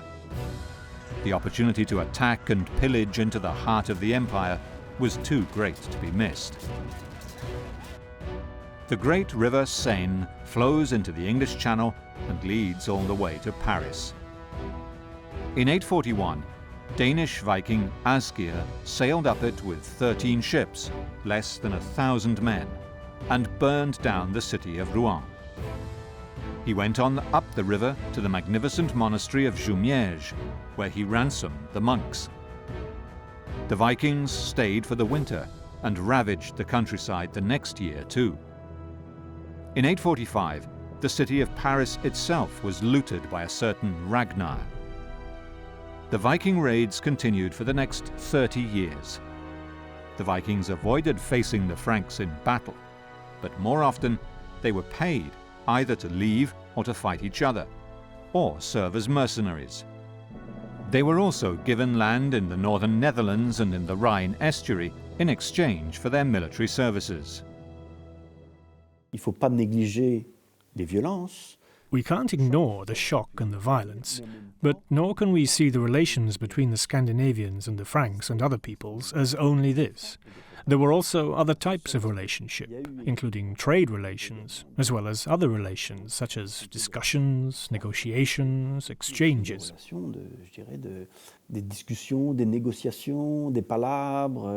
When they found resistance in France, the Vikings turned to England, which was little more than a patchwork of weak kingdoms. Bamborough was the seat of one of the Northumbrian kings, and Northumbria was just one of 4 kingdoms in England at the time. Northumbria stretched from the Scottish border to the Humber River, just south of York. It was divided into 2 sub-kingdoms, constantly at war with each other, while the middle of England was occupied by Mercia. The kingdoms of East Anglia and Wessex occupied the east and west of the country. Divided and mutually hostile, they were unable to put up resistance to what initially was little more than a Viking nuisance. The part-time warriors of the English kingdoms were no match for the determined Viking predators. In 865, the four leaders of the great heathen army, Ivar, Halfdan, Obba and Guthrum, landed in East Anglia and began a 20-year reign of terror. They captured York on All Saints' Day, when both rival kings of Northumbria were celebrating the Christian festivity.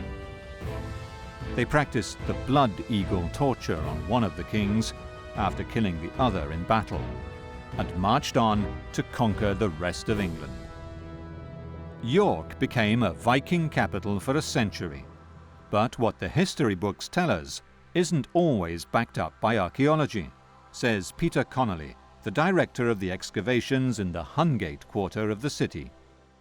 We talk about the archaeology of York as being Anglo-Scandinavian, so you have the Anglo-Saxon aspect and that Scandinavian aspect, and it's very difficult to tease those apart. So it already looks like we're dealing with a more cosmopolitan population than, say, the historical records would lead us to believe. The Jorvik Centre at Coppergate in York holds significant artefacts of Scandinavian origin, such as combs, which were a typical male adornment. But also this Saxon helmet was found in a well, while these boards from a Saxon ship were found as walls in a Viking storehouse in the Hungate area. After terrorizing the rest of northern England, Ivar captured Repton, an important religious and political centre in Mercia. This pond at the back of Repton School and below the churchyard is what is left of the Tyne River dock at the Viking fortress. Here in the churchyard, 250 skeletons, mostly male, were found gathered around a central grave dated to 873 by a Saxon coin. It was the year Ivar died. Nearby, at Heath Wood, hundreds of small tumuli suggest that this was the Viking military cemetery. In the same year, one of the other Viking leaders, Halfdan, raided into Scotland, but left some of his warriors to build farms. The Vikings were here to stay, but despite what the Christian chroniclers wrote, the impact on the tiny population of England was relatively imperceptible. We're not talking a massive population. Hundreds of thousands, say for the north of England into Scotland, but I'd be very surprised if anybody estimated upwards of 1 million. Alfred, King of Wessex, the only Saxon kingdom to survive the Scandinavian onslaught, defeated a second invading Viking army at Ashdown. But the campaigns continued for nearly 20 years, with the Vikings drawing on help from Ireland, where Ivar's sons had settled.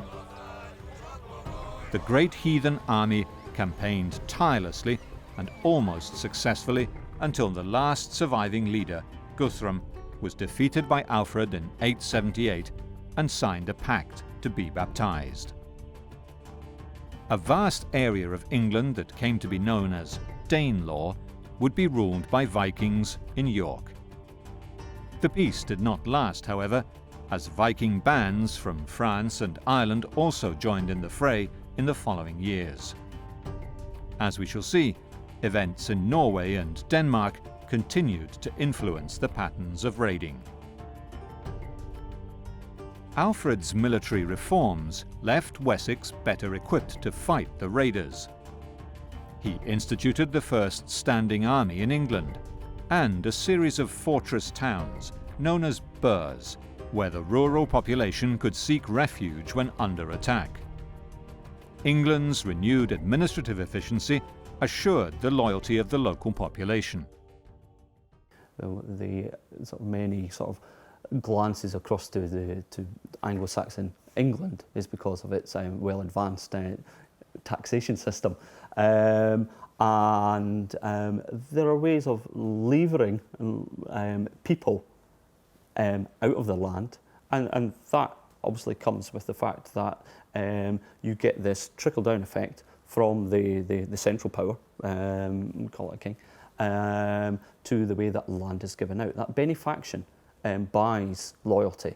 Scotland, too, continued to be subject to attacks by Viking bands. In 871, Ivar joined a Viking army from Ireland to capture Dumbarton Castle, an isolated British settlement in the heart of Pictish Scotland. The population was enslaved and sent to Ireland. On the east coast of Scotland, the Vikings attacked Dunnottar Castle too, just over the border with Northumbria in the year 900, when the Pictish king Domnall was killed. Although the great heathen army had disappeared, the raids by other leaders, especially from Scotland and Ireland, continued, creating new states, such as the new kingdom of Strathclyde, famous for its stone carving school. In Denmark and Norway, the territorial expansion of new ruling dynasties pushed nobles who refused to be subdued to seek their fortunes abroad. The richer the plunder, the more they invested in ships and men to mount ever larger attacks. Each Norwegian valley had its own king, until the ruler of this strategic strait along Norway's coastline used his financial power to subdue those lords. In 870, Harald Fairhair began building the first kingdom of Norway, from here at Avaldsnes on Karmøy Island. What is certain is that all of Harald Fairhair's royal estates were located in Rogaland and Hordaland. And even though all other places were ruled on Harald Fairhair's behalf, he himself only had the full control in these two counties. What was happening in the Viking heartland affected the extent of the Viking raids in the east and west. The Viking onslaught against England and the Frankish lands was driven by politics as well as by lust for plunder. Opponents to Harold, those who saw no profit in paying tribute to him and serving as soldiers in his army, may have taken to raiding and exploring the North Atlantic instead. The hundreds of fjords were perfect places to hide, and plundering the rich coastlines of England and the Frankish Empire, or sailing to Iceland, must have seemed more attractive than serving this upstart. Danish chieftains served as mercenaries for the warring Frankish kings, and were invited to occupy Frisia, opening the way to attacks further down the continental coastline. They brought home not only plunder, but also ambitions to rule as kings in their own homelands. In 947, politics in Norway led to strife in England. Defeated by his English-educated brother, Harald Fairhair's son, Eirik Bloodaxe, found refuge among the Scandinavians of York. The nobles of Northumbria rebelled against their new Saxon king, Eadred, and elected Eirik king in his place at Ripon Cathedral. Eadred reacted mercilessly and ordered the cathedral burned, terrifying the rebellious nobles into surrender. The Norwegian Viking was killed in battle after a second attempt to gain the throne. So if we think about Eirik Bloodaxe, he is disposed of the king of the area in 954 AD. And it's around about 960 into the 970s that we see a whole new suite of development in Hungate. The area Hungate is in Jorvik now. It really is expanding past it. And that then continues right through into the 11th century. Il faut tenir compte de l'évolution des sociétés scandinaves. We have to bear in mind how Scandinavian societies developed. They themselves were the result of interaction with outside societies. But this too is subject to debate, because we can't imagine that all the stimulus for evolution comes from outside, as has been said. But there were developments within Scandinavian society too. Il y a aussi une évolution interne propre aux sociétés scandinaves. Swedish raiders dominated the Baltic Sea from Lake Mälaren and the islands of Gotland and Öland. These two large islands with their vast coastlines were perfect bases for raiders into Central and Eastern Europe, and a halfway house for the markets of Hedeby and Birka. The market towns filled with goods plundered from the plains of Eastern Europe and stolen from the cities of the West. A large number of treasures found on the islands of Öland and Gotland, now on exhibition in the Stockholm Museum, show how profitable trade and plunder was, and how, even from the earliest times, the Vikings sought the most transportable wealth available at the time: bronze, silver, and gold. They sold or stole furs, walrus ivory, amber, and slaves.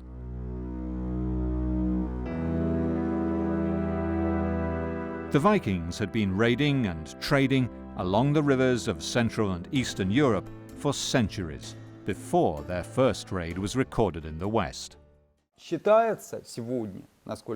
As far as I know, today the widespread belief is that the appearance of the Vikings in Eastern Europe is linked to their interest in silver that goes back to the 9th century.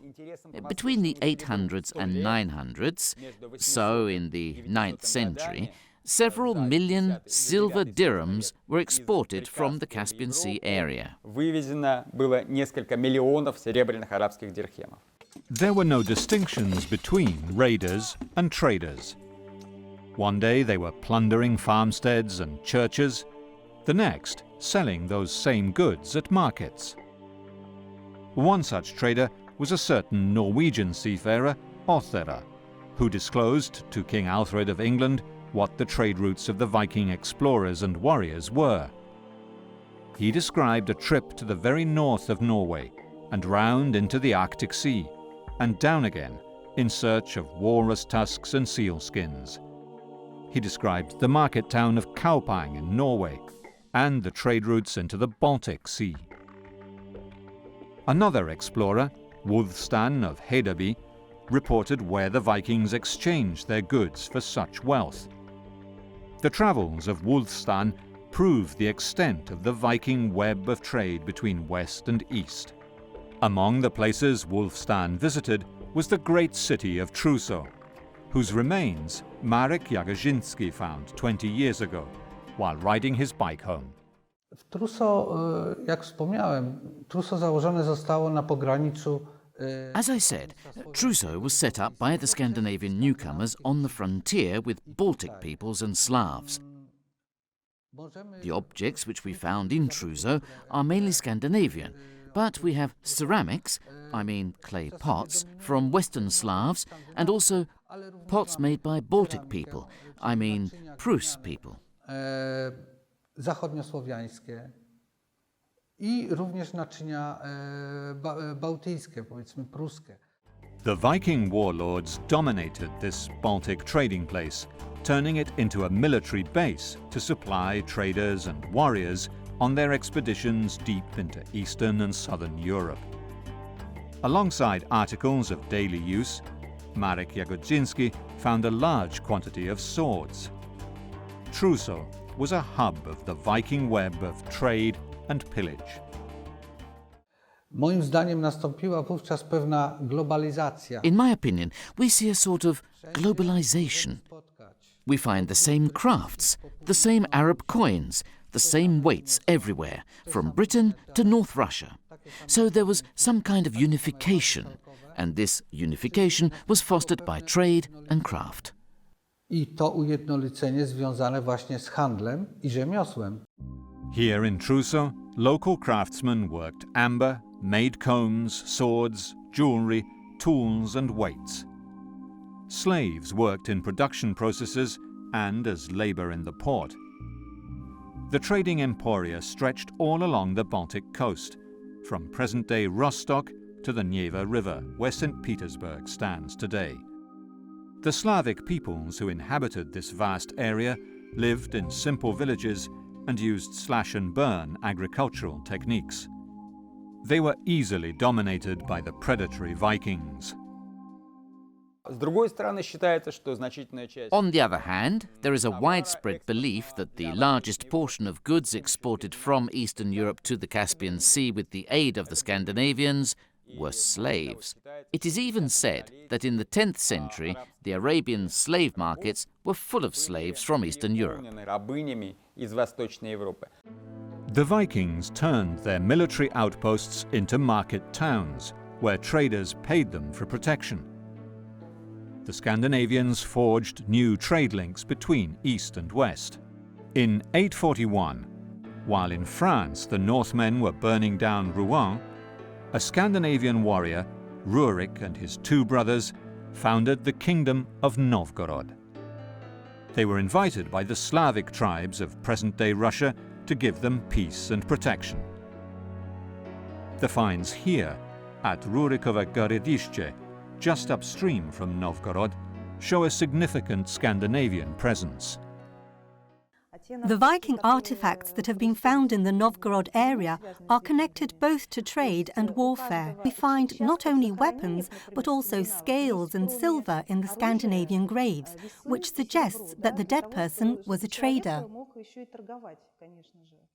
The impressive rivers and lakes of northern Russia were the heart of the early Viking conquests. Lake Ladoga is still a shipping thoroughfare, and the Volkhov River flows into it, rising at Lake Ilmen 200 kilometers further south. The Svir River in northern Russia is one of the waterways that still today connects the Caspian and Baltic seas. Weapons such as axes and swords from Novgorod and Staria Ladoga show that these were not only thriving trading centers, but also military bases.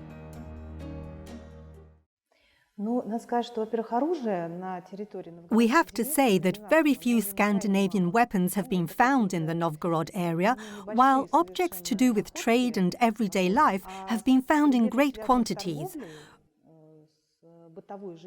We should also say that Russia is crossed by many rivers. Travel was by river mainly, and the Scandinavians were traders.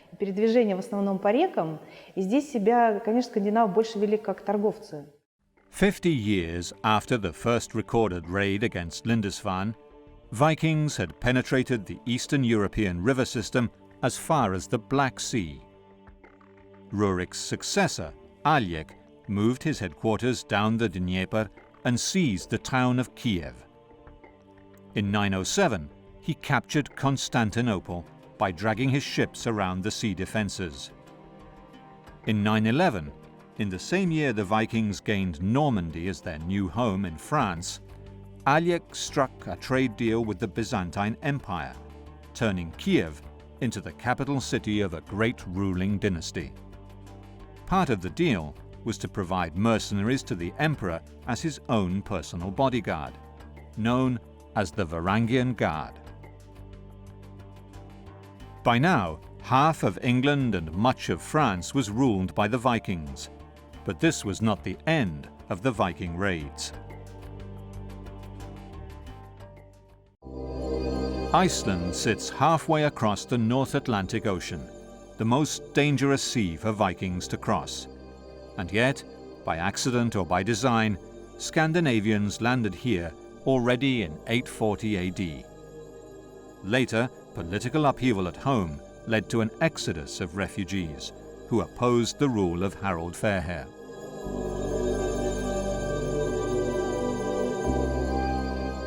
The Vikings who left Norway for Iceland found a completely virgin land and brought their social structures with them. The owners of the largest farms were also the high priests of the community and called Gothir. 40 Gothir held an Althing or parliament here at the Althing Stone every year. Here more than anywhere else, the early Viking way of life was preserved. From here, the Viking ships ploughed the seas westward to Greenland, where 2 settlements were established. From there, they travelled as far as the American continent.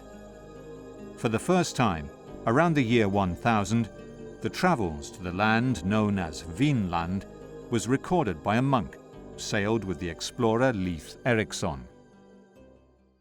Når det gjelder vikingferdene til Amerika, The sagas tell us about the Viking trips to America. They are covered by the saga literature. We have to assume that there were many more voyages than described in the sagas. We have also found traces of Viking settlements in America. And there are also American Indian stories about these blue-eyed people that they met. som forteller om dette blåøyde folket som de møtte på.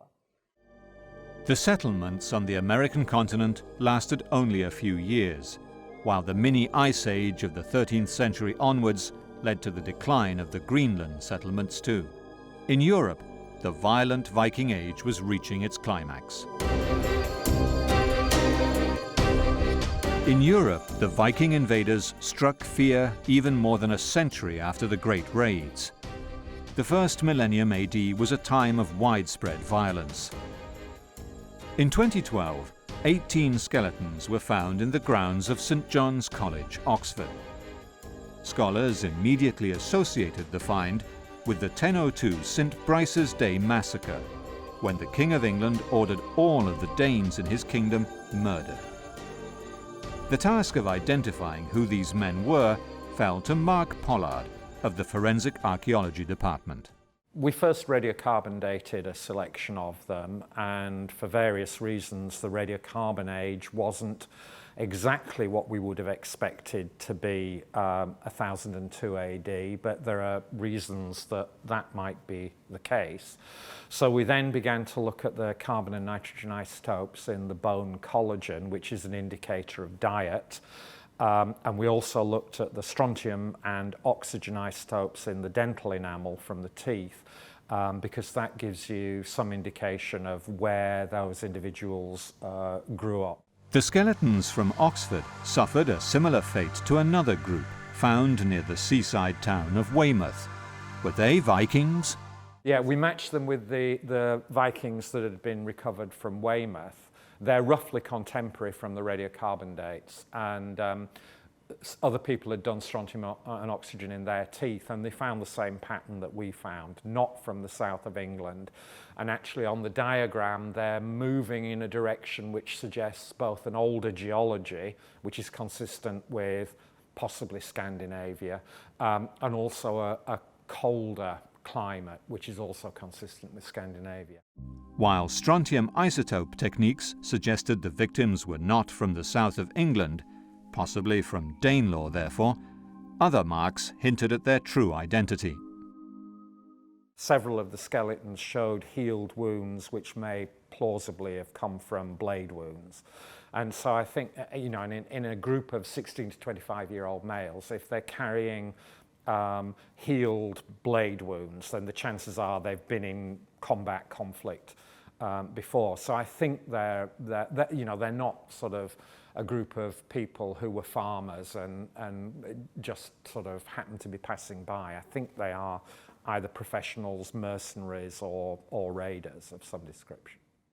The beginning of the 11th century was a violent time, and national identities were less important than local and family ties. It's quite complicated to understand what identity would have meant at that time. I think, you know, we tend to use these titles of these are Danes and those are Anglo-Saxons, but all of this identity is a sort of a created identity, whether they are, when we say they're Danes, whether they're people who come from Denmark, or whether they might be second or third generation people born in Britain, but of originally Danish stock, and perhaps holding to Danish customs and practices, possibly dressing more like Danes than Anglo-Saxons. It's very difficult to know. Far to the north, in York, another victim of murder was found buried under the Coppergate streets. This skeleton shows multiple blade wounds, but knowing why this young man died is almost impossible. Why was the person killed? Obviously, we'll never know. It looks like it was violent, and you can tell that through the osteology. But if you were to try and pinpoint me down to say, why can we bring that to an event, I honestly can't say. We can, but what we need to bear in mind is that what this person represents is a bloody and violent end to somebody's life, still in an area in an era, when a lot of this is going on. Although the legend of the violent Viking lives on, the true nature of their society may be different from what scholars have written for centuries. What archaeology is very good at is breaking down this idea that the Vikings are compartmentalised, the Anglo-Saxon world is compartmentalised, the Picts and the Celts are compartmentalised, and actually we start to bring that bleeding of the edges together, and we start to see a lot more complex society where people can define themselves. People obviously go to war about definition and power, but at the same time we get that input of continental imported goods. We see goods from Britain going abroad, and it just brings together, I think we make it a rich tapestry. Perhaps the most daring of all raids left Sweden for the furthest eastern edge of the Viking world. Around 1040 AD, Ingvar the Far-Travelled and a small army of 1,000 men left central Sweden for Russia and then on to present-day Georgia, then under Arab influence, where they won a decisive battle. The land ruled by Saracens was known as Sörkland. They may have crossed the Caspian Sea and reached Tashkent, but only one of the many ships returned home. 26 runestones in Sweden commemorate the men who travelled with Ingvar, but most touching of all is this one, now standing in the grounds of Gripsholm Castle on Lake Mälaren. It tells the tale of Ingvar's brother. Tolla had this stone raised in memory of her son, Haraldr, Ingvar's brother. They travelled valiantly far for gold, and in the east gave food to the eagle. They died in the south, in Sörkland. Ingvar may have been of royal blood, and his family were among the leaders of the international Viking elite who still led their warriors into battle 250 years after the raid on Lindisfarne. The most persistent myth about the Vikings is that they were thieves, they were pirates, they were great warriors, they always won all the battles, they were brave, they didn't fear death, and so on. But the truth is that they weren't better or worse than others at that time. They did live in a violent time.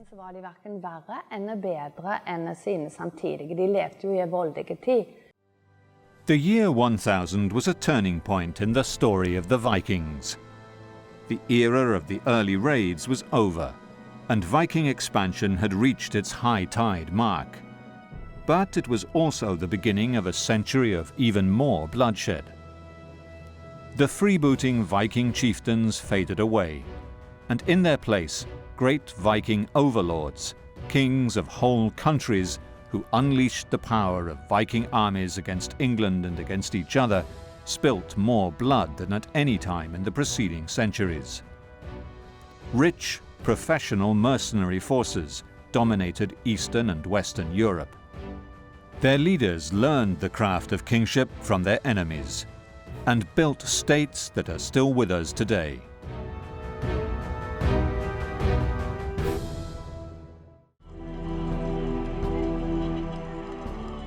The Viking states grew out of the most extensive military expansion the world had ever seen since Roman times. Scandinavian warriors took their thirst for conquest from the heart of the Viking homeland to the very edges of Europe. Along the way, they laid the foundations of states that are still with us today.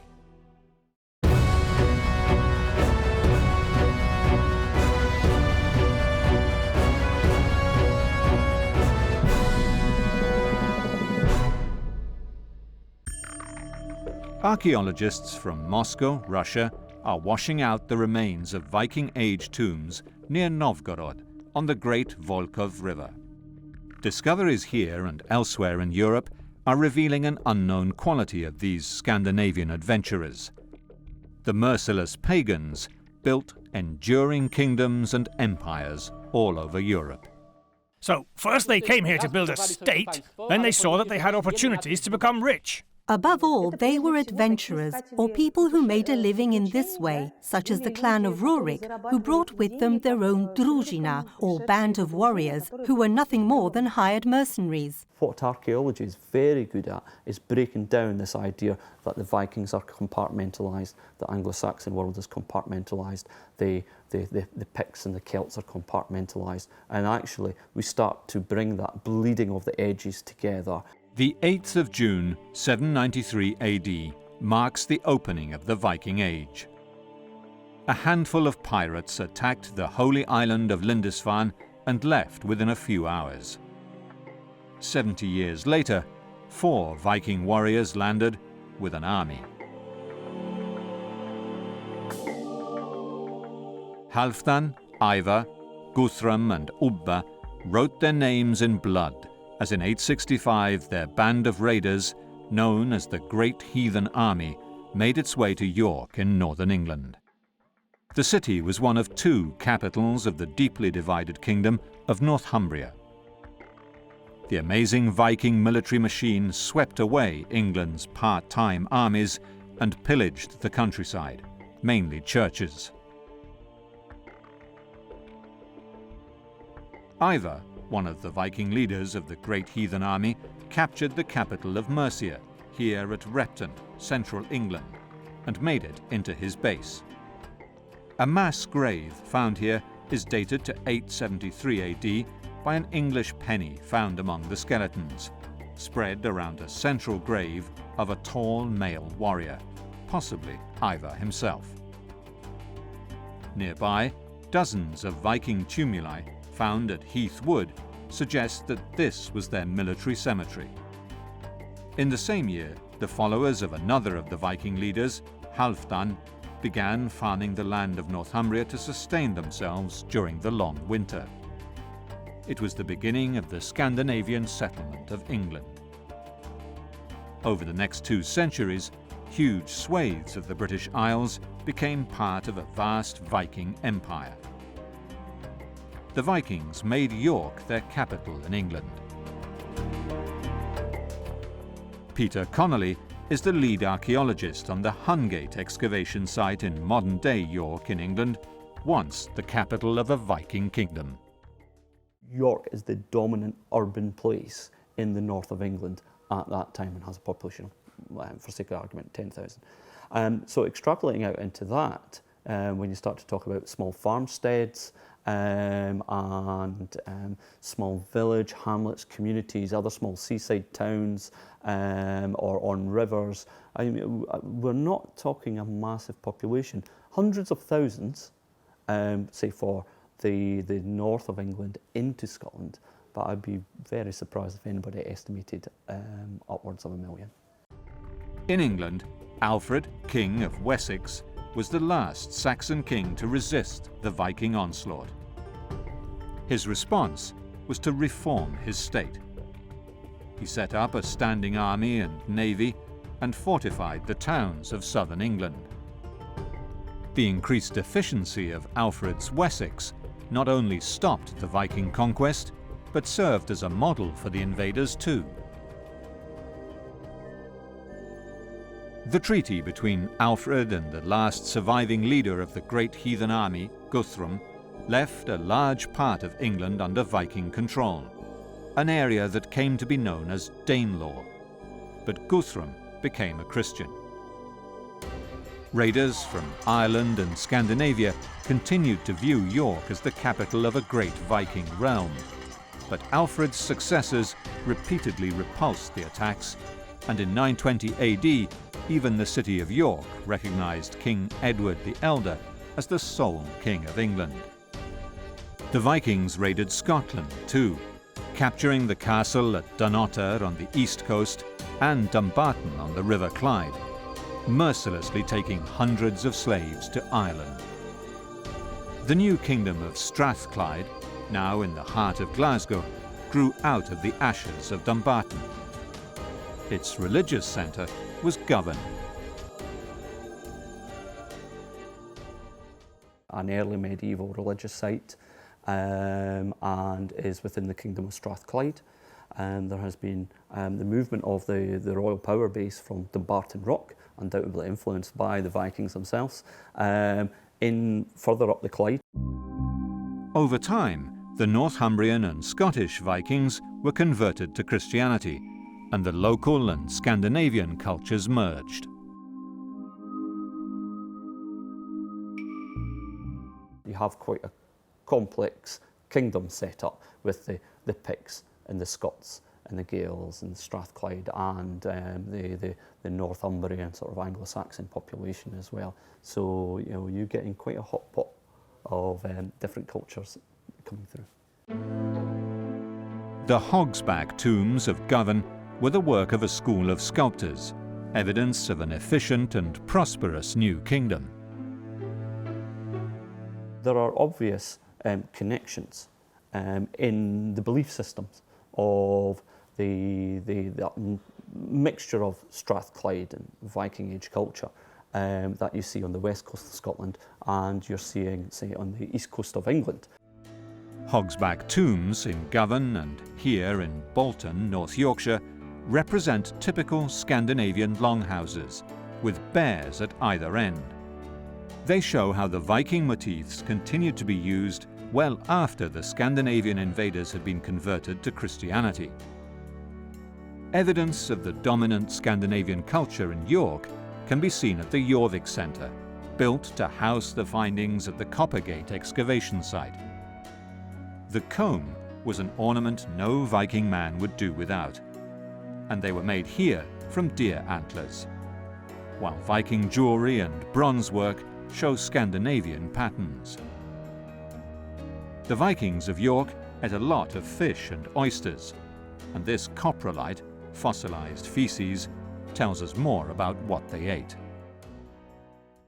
Diet is very interesting because we have coprolites, which gives us some insights into the diet. And so fruit seeds surviving, what we'd think of as plums and damsons. There are huge amounts of animal bone thrown out into waste pits. And we're talking about a high consumption of beef, to a lesser extent, pig, but we get all the major domesticates.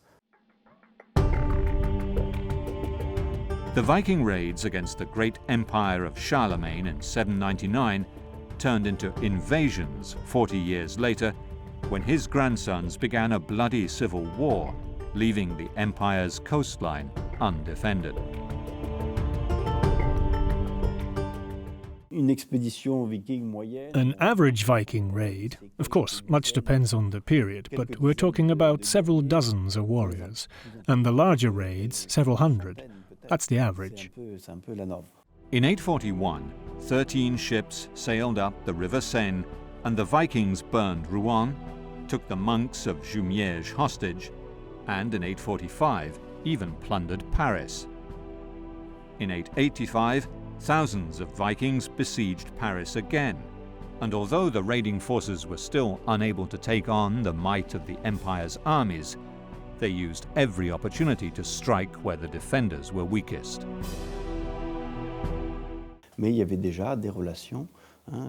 There were already interactions with the Frankish elites, so there was a range of relationships, from political to trade, understandings, and even at times alliances, because it happened that Frankish leaders asked the Scandinavians to work for them as mercenaries.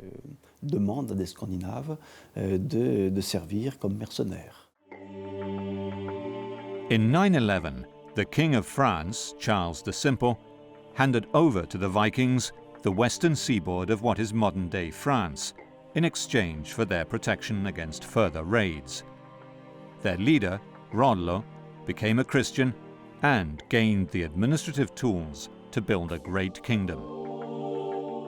One of the conditions was loyalty to the king and conversion, the baptism of the Scandinavian chiefs in Rollo's court. So that seems indispensable if they wanted to settle. Towns like Dieppe, whose name derives from deep in Danish, thrived with new trade routes to the north. The Vikings adopted the local language and merged with the local population, forging a new and powerful state. Even if peace had come to England and France, the politics of the rising kingdoms of Norway and Denmark continued to be played out on the English stage, and the Viking era was far from over.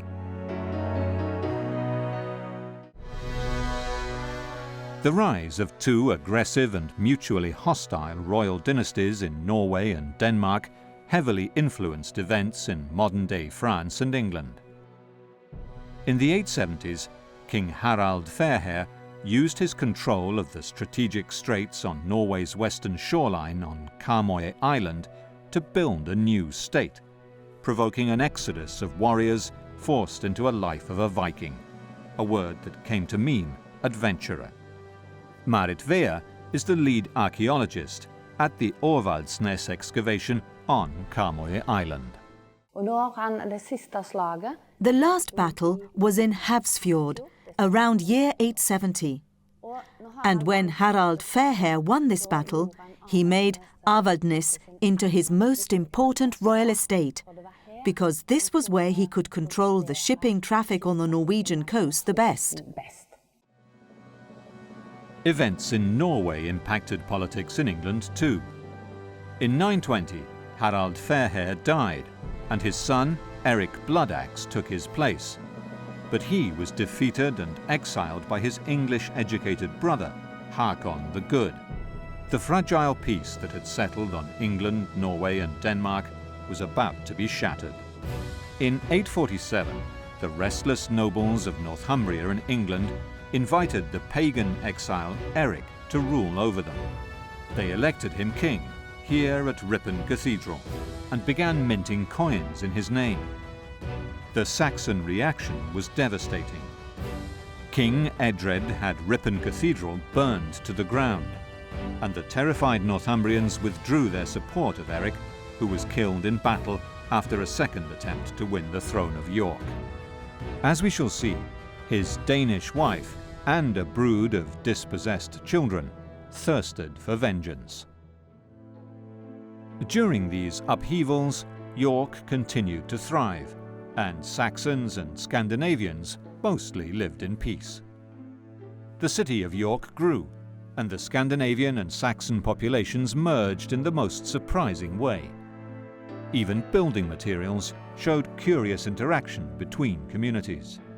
The very first building that we excavated in Hungate, the preservation was very good. We think of these buildings as a big rectangular hole dug into the ground. To stop those earthen sides collapsing, you need to line them with wood and posts. And as our wood technology experts started to remove the boards or clean them up and look at them, he realised that they were all parts of the hull of a ship. These weren't boards from a Viking ship, they were actually from an Anglo-Saxon boat. The building techniques show how society changed over the decades after the fall of Eirik Bloodaxe, and a more peaceful period began. When we start to see, say, the sunken feature buildings develop in the latter half of the 10th century, they fit with a sequence of archaeology that we see in places like Oxford and London and Chester, and we're probably seeing a post-Bloodaxe confirmation of a stronger Anglo-Saxon culture starting to move up through the country itself. The Danes in England continued to maintain a separate ethnic identity well into the 11th century. As we shall see, one especially violent incident in an already violent age precipitated a full-scale invasion by the Viking king of Denmark. In an early example of ethnic cleansing, King Ethelred ordered the murder of all Danes in England on St. Brice's Day 1002. Possible evidence of this was found in St. John's College, Oxford, when a car park was being built behind new student accommodation. Mark Pollard is the forensic archaeologist appointed to examine the skeletons. The ditch was outside the city walls, so one assumes that the people were marched out, if they were in the city, were taken out and executed, and then just pushed in the ditch. The most advanced scientific techniques were used to identify who they were and why they died.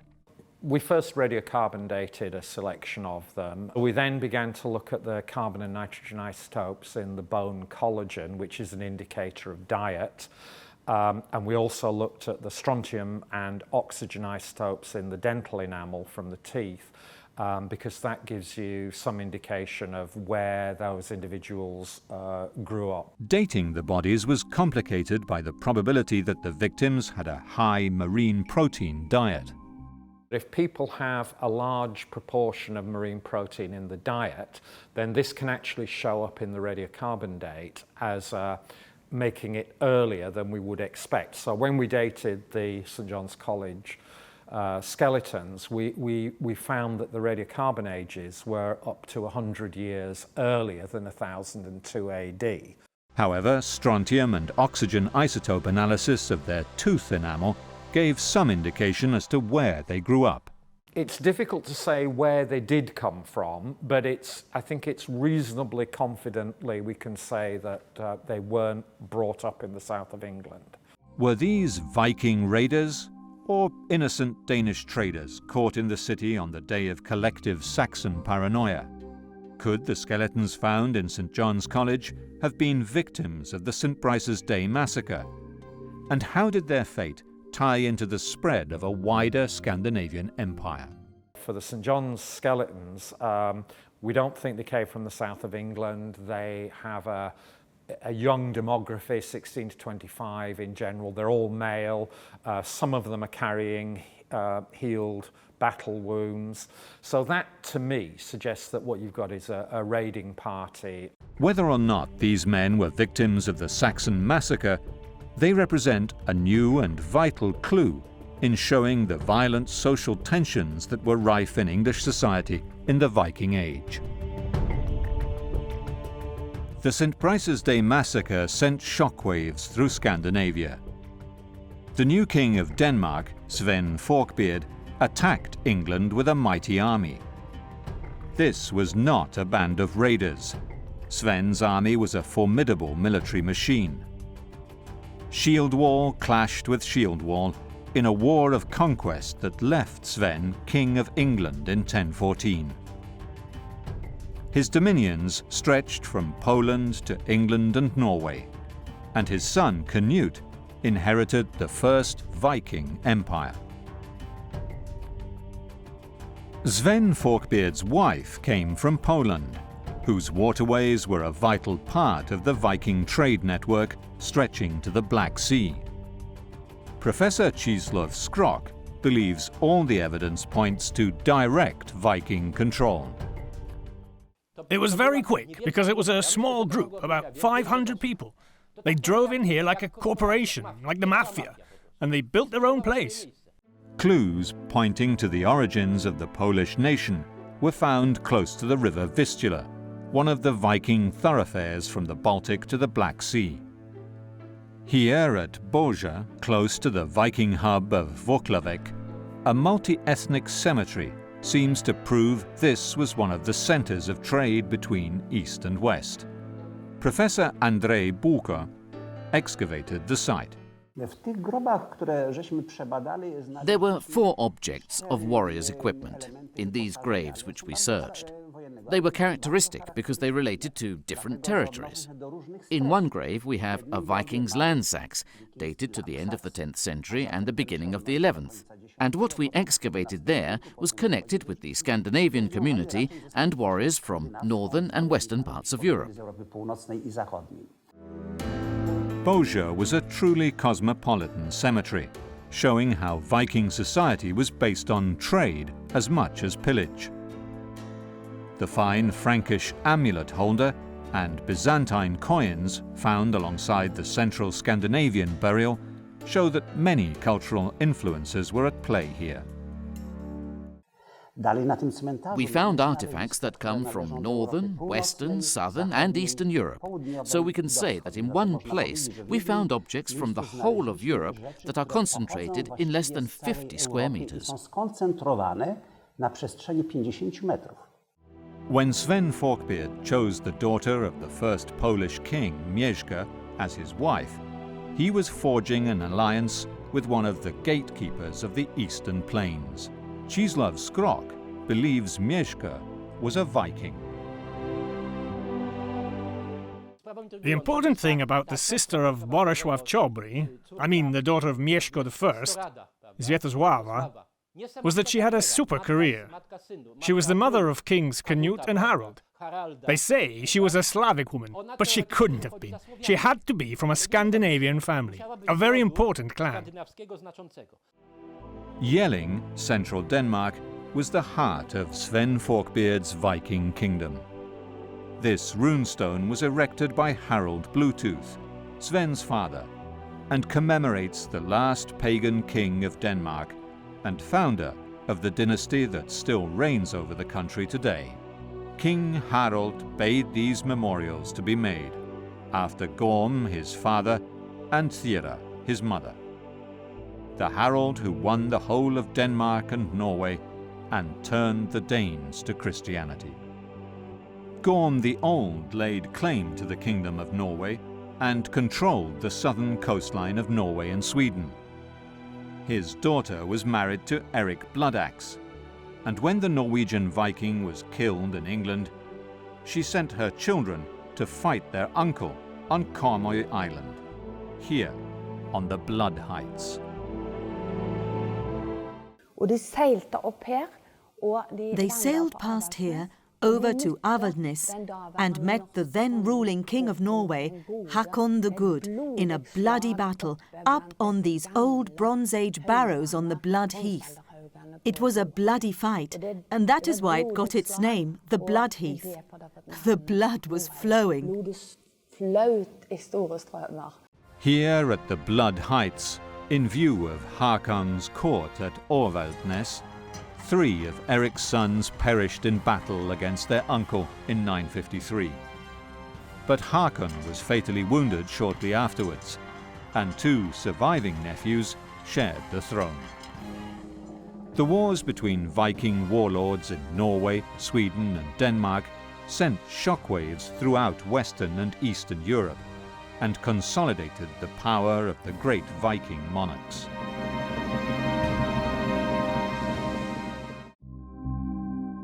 Modern archaeology throughout Europe is building a completely new picture of who the Vikings really were.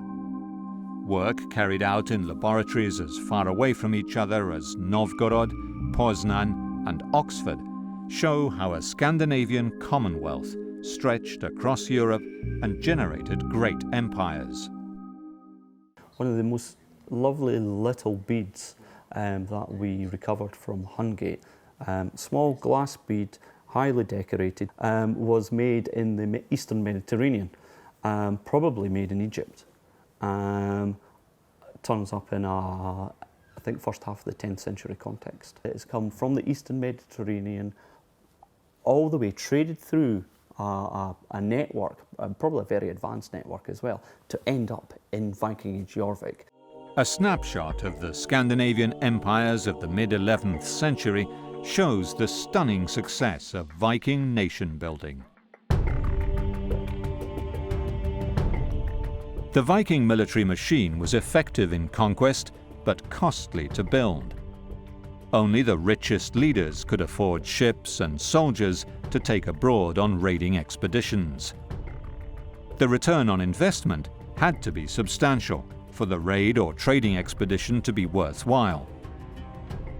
The most profitable trade route was eastward. The shallow-keeled Viking ships sailed up the wide rivers that sliced through the Russian plains. Here, slaves, furs and amber were abundant.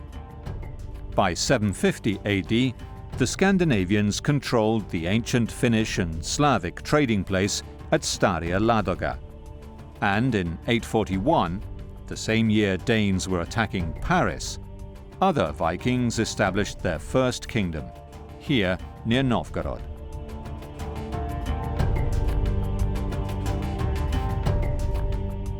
Olesia Rude is the curator of the museum exhibition here, which holds some of the most significant Viking artifacts in Russia.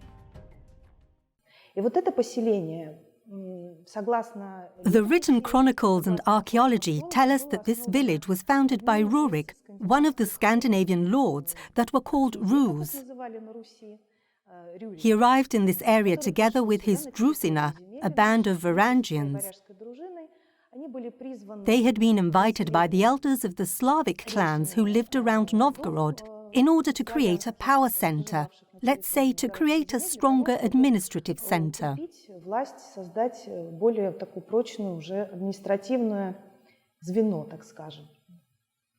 The Viking warriors pushed on up the river system and found a fortress on a bend in the river Dnieper. It became a new capital city, Kiev. Only a few years later, they were attacking Constantinople itself. Here, the Vikings were known as Varangians, or Rus. Adrian Salin is a researcher at St. Petersburg University and an expert on Viking Russia. I think that today the majority of researchers believe that the word Rus derives from the word Rwotsi, rowers. Undoubtedly, when we refer back to ancient Russian traditions, the common name Rus, with the small r, referred not to a people, but to a social group.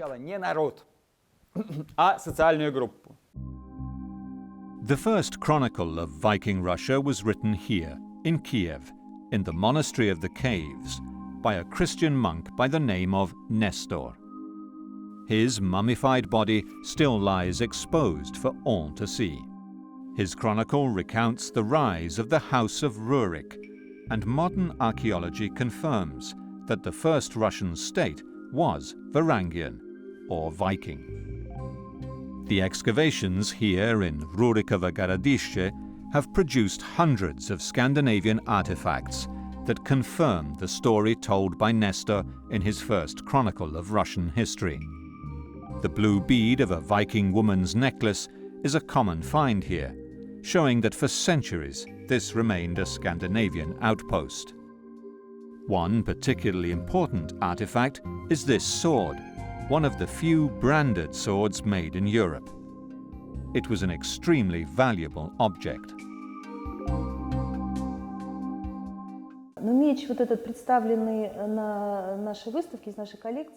The sword in our collection is interesting mainly because of where it comes from and its shape. It is broken and bent. It comes from a Scandinavian grave. The sword was made in Western Europe, which is clear from the brand of a famous swordsmith of the Rhine Valley engraved on the blade.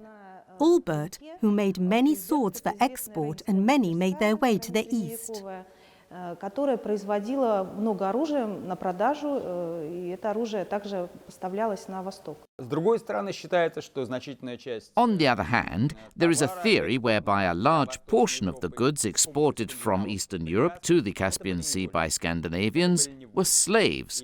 It is said that the Arab slave markets in the 10th century were full of slaves from Eastern Europe. Были переполнены рабынями из Восточной Европы. Rurik's successor, Eirik, who governed the kingdom as regent during the infancy of Rurik's son, Igor, is buried in this mound at Staria Ladaga. In 907, Eirik led an army of Rus to attack Constantinople and captured the city by carrying the light ships around the sea defenses. The trade agreement they extracted legitimized the line of Rurik as kings of Kiev and Novgorod. Every year, great convoys of Viking ships descended the river Dnieper, hauled their goods overland around the great rapids on the waterway, and gathered here at Cherson on the Black Sea, still a busy port today, to carry their wares to the imperial capital. Перманентного конфликта. However, we don't see permanent conflict in the 9th and 10th centuries, probably because the population in some areas were Slavs and in others Finns, and the Scandinavians occupied certain market niches. There is no indication of trade of furs for silver outside Scandinavian culture. Объемов серебра, меха вне скандинавской культуры. The great Muslim empire of Baghdad also traded with Russian Vikings and suffered their attacks. Ahmud al-Fatlan, writing in the early 10th century, describes the Vikings as still barbaric by the civilized standards of the Arabs. They were covered in tattoos, washed once a week, and held bizarre pagan rites and elaborate funerals that included human sacrifice and ship burnings. The descendants of Rurik continued to rule in Kiev until his grandson, Sviatoslav, was killed by roving Pecheneg warriors during a trade expedition. The kingdom was plunged into civil war. Vladimir, his natural son, defeated the legitimate heirs and became king, and in 988 converted to Christianity and married the sister of the Byzantine emperor, further legitimizing the House of Rurik as rulers by God's will. Vladimir and his successor Yaroslav continued to foster their bonds with Scandinavia and drew on the Viking homeland for warriors and goods to trade along the rivers of a vast Viking empire that stretched from the Atlantic to the Caspian Sea. The final drama of the Viking epic played out along the waterways of northern and eastern Europe. The story takes us back to the frozen north, where the sons of Eirik Bloodaxe ruled after a long drawn-out civil war with their uncle. The kingdoms of the Scandinavian north and east suffered years of civil war that threw up some of the greatest leaders of the whole Viking epic. Legend has it that Astrid, daughter-in-law of Harald Fairhair, fled from the wrath of the sons of Eirik Bloodaxe with her 3-year-old son, Olaf Tryggvason, to join her brother in Kiev, but fell prey to pirates, and little Olaf was made a slave. 6 years later, he was freed by his uncle, who raised him in Novgorod. He served King Vladimir as a soldier, but gained most of his prestige and wealth as a mercenary, fighting for the Holy Roman Empire against the Danish king Harald Bluetooth and his puppet king of Norway. The mercenary Olaf also married a Polish princess who died young, and after years of raiding Scotland and Ireland and a second marriage to an Irish queen, Olaf was converted to Christianity. He returned to Norway and won back his rightful place on the throne as a direct descendant of Harald Fairhair.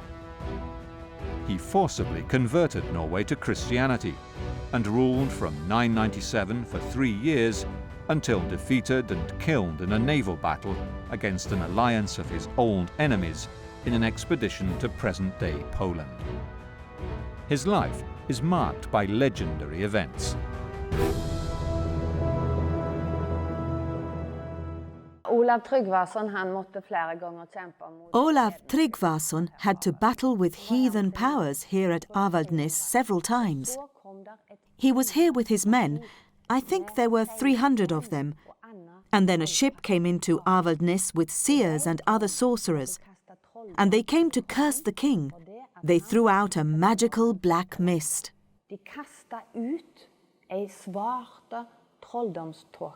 Olaf Tryggvason was saved by his Christian beliefs, and the black cloud was thrown back at the seers. However, his reaction was less than forgiving. And this is the way they died. They were to be put out at the Skrete sheer rock, and when the sea got higher, the sorcerers drowned. And it was a slow death, of course. The sworn enemy of Olaf was the aggressive Harald Bluetooth, forced to convert to Christianity on his defeat by the German emperors. In the early Viking Age, kings in Denmark wielded far less power than in the Christian empires and kingdoms where the church provided key administrative services. Tom Christensen has excavated the ancient Danish chieftain's camp at Leire for the past 20 years. It is not that the Danes turned their backs on Europe, but they were a Germanic tribal society which had its traditions and were tied to them. I think that the power was divided between clan chiefs. There might have been a sort of king, but not an autocratic king, as power was mainly based on alliances between the various clans.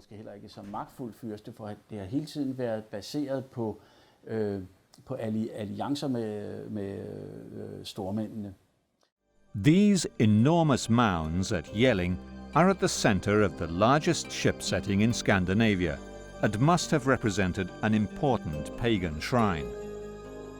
Evidence that Harald actually did control the whole of Denmark are these fortresses, called Trelleborgs, spread around his realm that stretched into modern-day Sweden. Each fort was circular, with 4 doors and longhouses in each quarter. Although Bluetooth was nominally Christian, here in Trelleborg, the remains of 2 children thrown into a well at the age of 4 show that human sacrifice continued far into his reign. Harald Bluetooth claimed the thrones of Norway and even Sweden, and drew on the services of the finest pagan mercenary force of the time, the Jomsvikings, one of whom is commemorated on this runestone on the Swedish island of Öland. Based in present-day Volin, they remained Bluetooth's allies till the end, well after he was deposed by his own son, Sven Forkbeard, in 998. He is buried in Roskilde, the first Christian parish in Denmark. The first Danish bishop was an Englishman, but the Germans wanted Denmark as a church province. So when Adam of Bremen later on wrote about the conditions in Denmark, he portrayed Harald Bluetooth as a positive leader for the Germans and stated that his burial took place in Roskilde. The Swedish, Danish and Norwegian kings looked eastwards to the great plains of Poland and Russia for their wealth, and sent men and goods down the great rivers to Constantinople, where they traded with the great empire and served as mercenaries in the imperial Varangian Guard. Nearly 3 centuries after the first recorded Viking raid in England, the epic of the Norsemen reached its climax. This runestone in the churchyard of Tumbo, Sweden, commemorates a Viking warrior who died in the service of the Greek emperor. Another, near Uppsala, commemorates a great captain. Across Scandinavia, memorial stones like this bear testament to Viking soldiers who fought in the Mediterranean. The elite Varangian Guard fought along the empire's frontiers, and in Italy clashed with descendants of other Norsemen who had built a home in France. The Palace of the Normans in Palermo is a monument to the audacious Norman mercenaries who became kings of southern Italy. 2 brothers from Normandy, descendants of the Viking invaders, came with their men to fight the Greeks in 1014 and stayed. They emerged the final victors after a series of long drawn-out wars in southern Italy in the early 11th century. Count Robert of Hauteville finally pushed out the Arabs from Sicily to become king. He was crowned here, in the Palace of the Normans, by the powerful Bishop of Palermo. The Norman rule over Sicily was famous for its tolerance and openness to trade with the Arab world. Even farther east, in the bustling metropolis of Constantinople, a Norwegian mercenary commanded the Imperial Guard, known as the Varangian Guard. Harald Hardrada was an heir to the Norwegian throne, but working for hire in Constantinople. Når det gjelder ferdene til Konstantinopel, for eksempel, With regards to Harald Hardrada's trips to Constantinople and to Africa, which are also recorded in the sagas, as well as in international contemporary sources, we find small traces of the Vikings, for example in Constantinople, where a Viking has written graffiti in a beautiful church. Der en viking har skrevet noe graffiti I den vakre kirken I Konstantinopel. In 1046, Harald Hardrada turned his sights back to the homeland of Norway, where his nephew, Magnus the Good, had been elected king. Following the Viking river passages through Russia and up across the Baltic, Hardrada made his way back to Scandinavia, where he attacked Denmark and cut a deal with Magnus to rule jointly. When Magnus died, Hardrada became the sole king. Harald's reign in Norway and Denmark was one of peace and prosperity, with the emergence of churches, towns, and thriving trade and minted money. Hardrada's ambition was to recreate Canute's North Atlantic Empire. He claimed the Danish throne and then was invited by the exiled half-brother of the English king to take the English throne as well. In 1066, Harald set sail from Norway.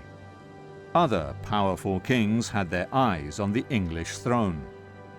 In Normandy, Duke William had been promised the throne, and now was preparing to take it by force. In William's view, King Harold Godwinson of England was a usurper. The Bayeux Tapestry supports William's claim to the English throne and describes how he went about winning it for himself. The Duke of Normandy could count on important allies in his bid. On the 12th of August 1066, William's fleet sailed up the coast of France and stopped in the ports of Normandy as it collected soldiers from the Viking settlements. The Norman armada landed at Pevensey on the 28th of September and made its way to Hastings. As William and Harold Hardrada bore down toward England, the English king Harold Godwinson rushed north with his army. Harold Hardrada defeated the English at Fulford on the outskirts of York, but when the might of the English army met the Viking hordes at Stamford Bridge, Hardrada was killed in battle. The exhausted English army marched south again to face William of Normandy at Hastings, just 19 days later. The Norman cavalry fled in front of the Saxon shield wall, and William was given up for dead. The Saxons broke ranks to pursue the Normans, but when William showed his face to his men, the Normans rallied and Harold was killed.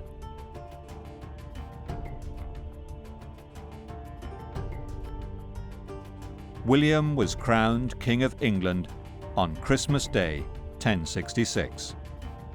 William, a descendant of the Norsemen, was now King of England. Viking kingdoms would flourish, stabilize, and become Christian in Denmark, Norway, Sweden, southern Italy, England, Scotland, and Ireland. But the largest kingdoms took root in the far-flung steppes and forests of Poland and Russia, where Rurik's descendants ruled for another 400 years. They sold furs and slaves down the great rivers of Eastern Europe to Constantinople and Baghdad. They brought back silk, spices, and silver, which they hoarded in treasure troves in their homeland. They captured the world's largest city and founded the first Russian states. They were the Varangians, the Rus, the Vikings.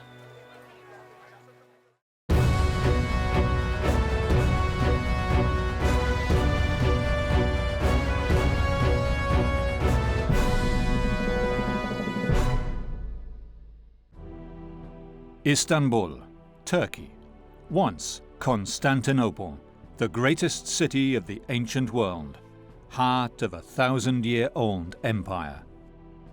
To the Vikings, and still today, it is the gateway to the East. First, the Scandinavian warriors came here to plunder. Then, in a daring raid, They penetrated its massive defenses and extracted a privileged trade deal. Today it is believed, as far as I know, that the appearance of the Vikings here in Eastern Europe in the 9th century is closely connected with their desire for silver.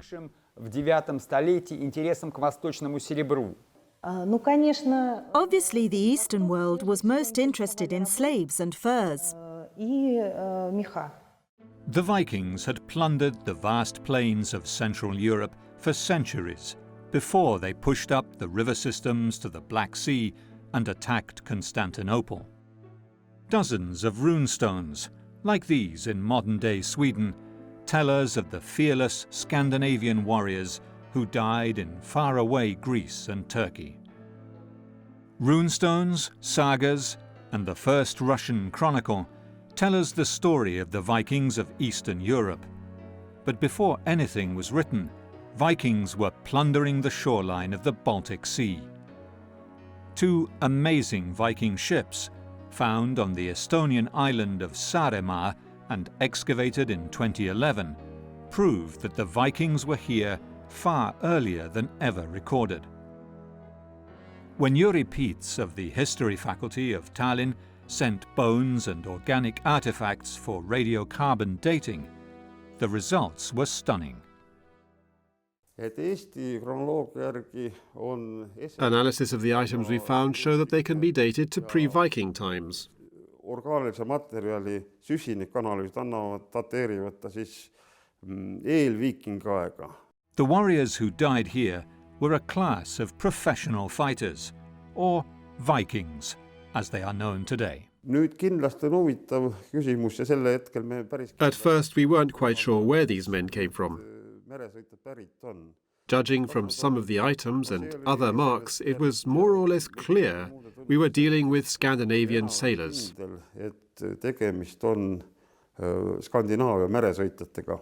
Two sites in Poland also prove that the Vikings colonized the estuaries of the great rivers of Central Europe to control access to the plains of modern-day Russia, Poland and Ukraine, rich in furs and slaves.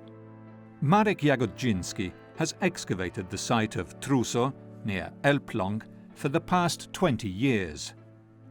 The finds here show a vibrant industrial town, dominated by a Viking military elite, a base for the trafficking of people and goods all the way to the Black Sea. Przede wszystkim to, co odkryliśmy. First of all, what we found was that the size of the settlement was about 20 hectares with regular buildings, the division of the harbour area from the centre area, and evidence of crafts and trade activity around the harbour. Rzemiosła, które odkryliśmy tam, handel, który było to miejsce handlu, był to port, było to miejsce handlu. On the western edge of today's Poland, near the estuary of the Oder River, lies Wolin, another Viking trading post, where local Baltic populations mixed with the Viking traders. Wojciech Filipowiak heads the excavations here. Osiedlają się w tym miejscu w Wolinie również inne nacje. Written sources tell us that people of many ethnic origins settled here in Wolin. We know about Saxons, but we can't find any archaeological traces of them, and the Rus also. And we know that Arabs came here because of the amber and other objects of trade. Innych towarów również i Arabowie, natomiast every year, hundreds of modern-day Vikings come here to participate in mock battles and live the life of the Scandinavian raiders. The Oder was one of their entry points to the great Central European plains. The rivers that flow into the Baltic Sea were the thoroughfares for trade with the south. Far to the east lay the most profitable route of them all.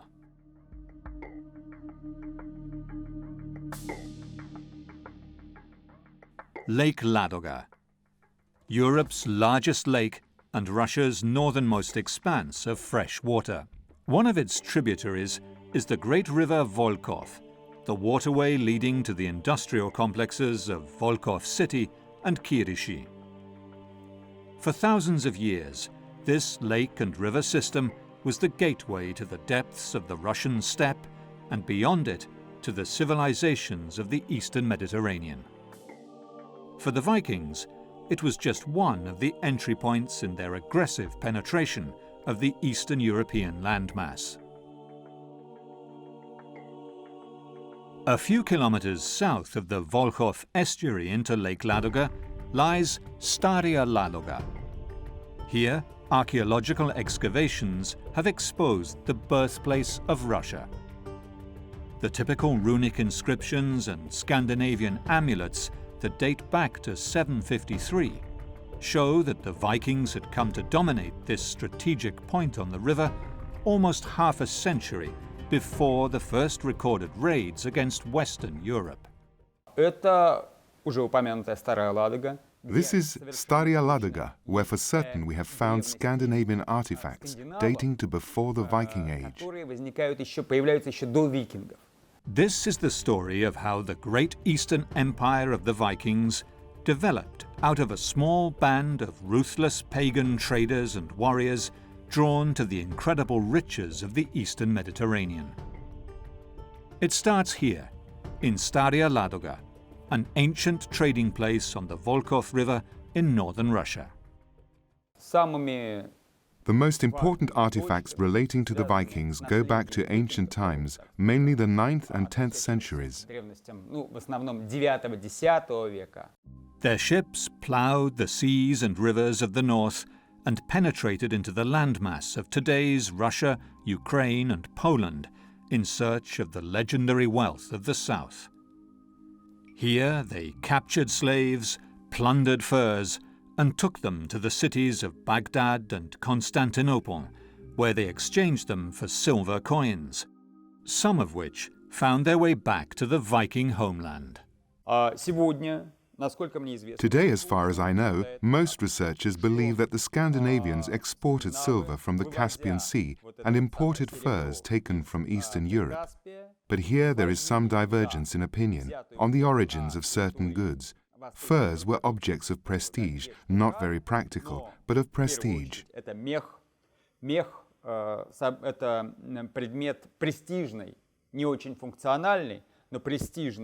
The Vikings, or Varangians as they were known here, founded an enduring empire based on the immense wealth gained from trafficking precious goods and slaves with the great empires of Byzantium and Baghdad. Early in the 8th century AD, the Vikings conquered trading places along the rivers of Russia. 100 kilometers south of Staria Ladoga, archaeology students from Moscow are washing mud from Viking Age graves at Rurikovo Gorodishche, on the banks of the Volkhov River, opposite the city of Novgorod, Russia's first capital. They find a blue bead, which once belonged to a Viking woman's necklace. The day before, they found an axe head, confirming that these tombs were the final resting place of the earliest Viking warriors who came to dominate the area. The finds from this site are sent to the museum's restoration laboratories. Here, a laboratory technician is cleaning and preserving wooden objects from the many sites around the city of Novgorod. The wood is preserved using glycol that replaces water in the wood cells. The excess is frozen dry. Alesia Rude is the curator of Novgorod's Viking exhibition and has been following the results of the Rurikovo Gorodishche excavations for years. According to the chronicles confirmed by archaeological finds, this village was founded by one of the Scandinavian princes, Rus as they were called, Prince Rorik.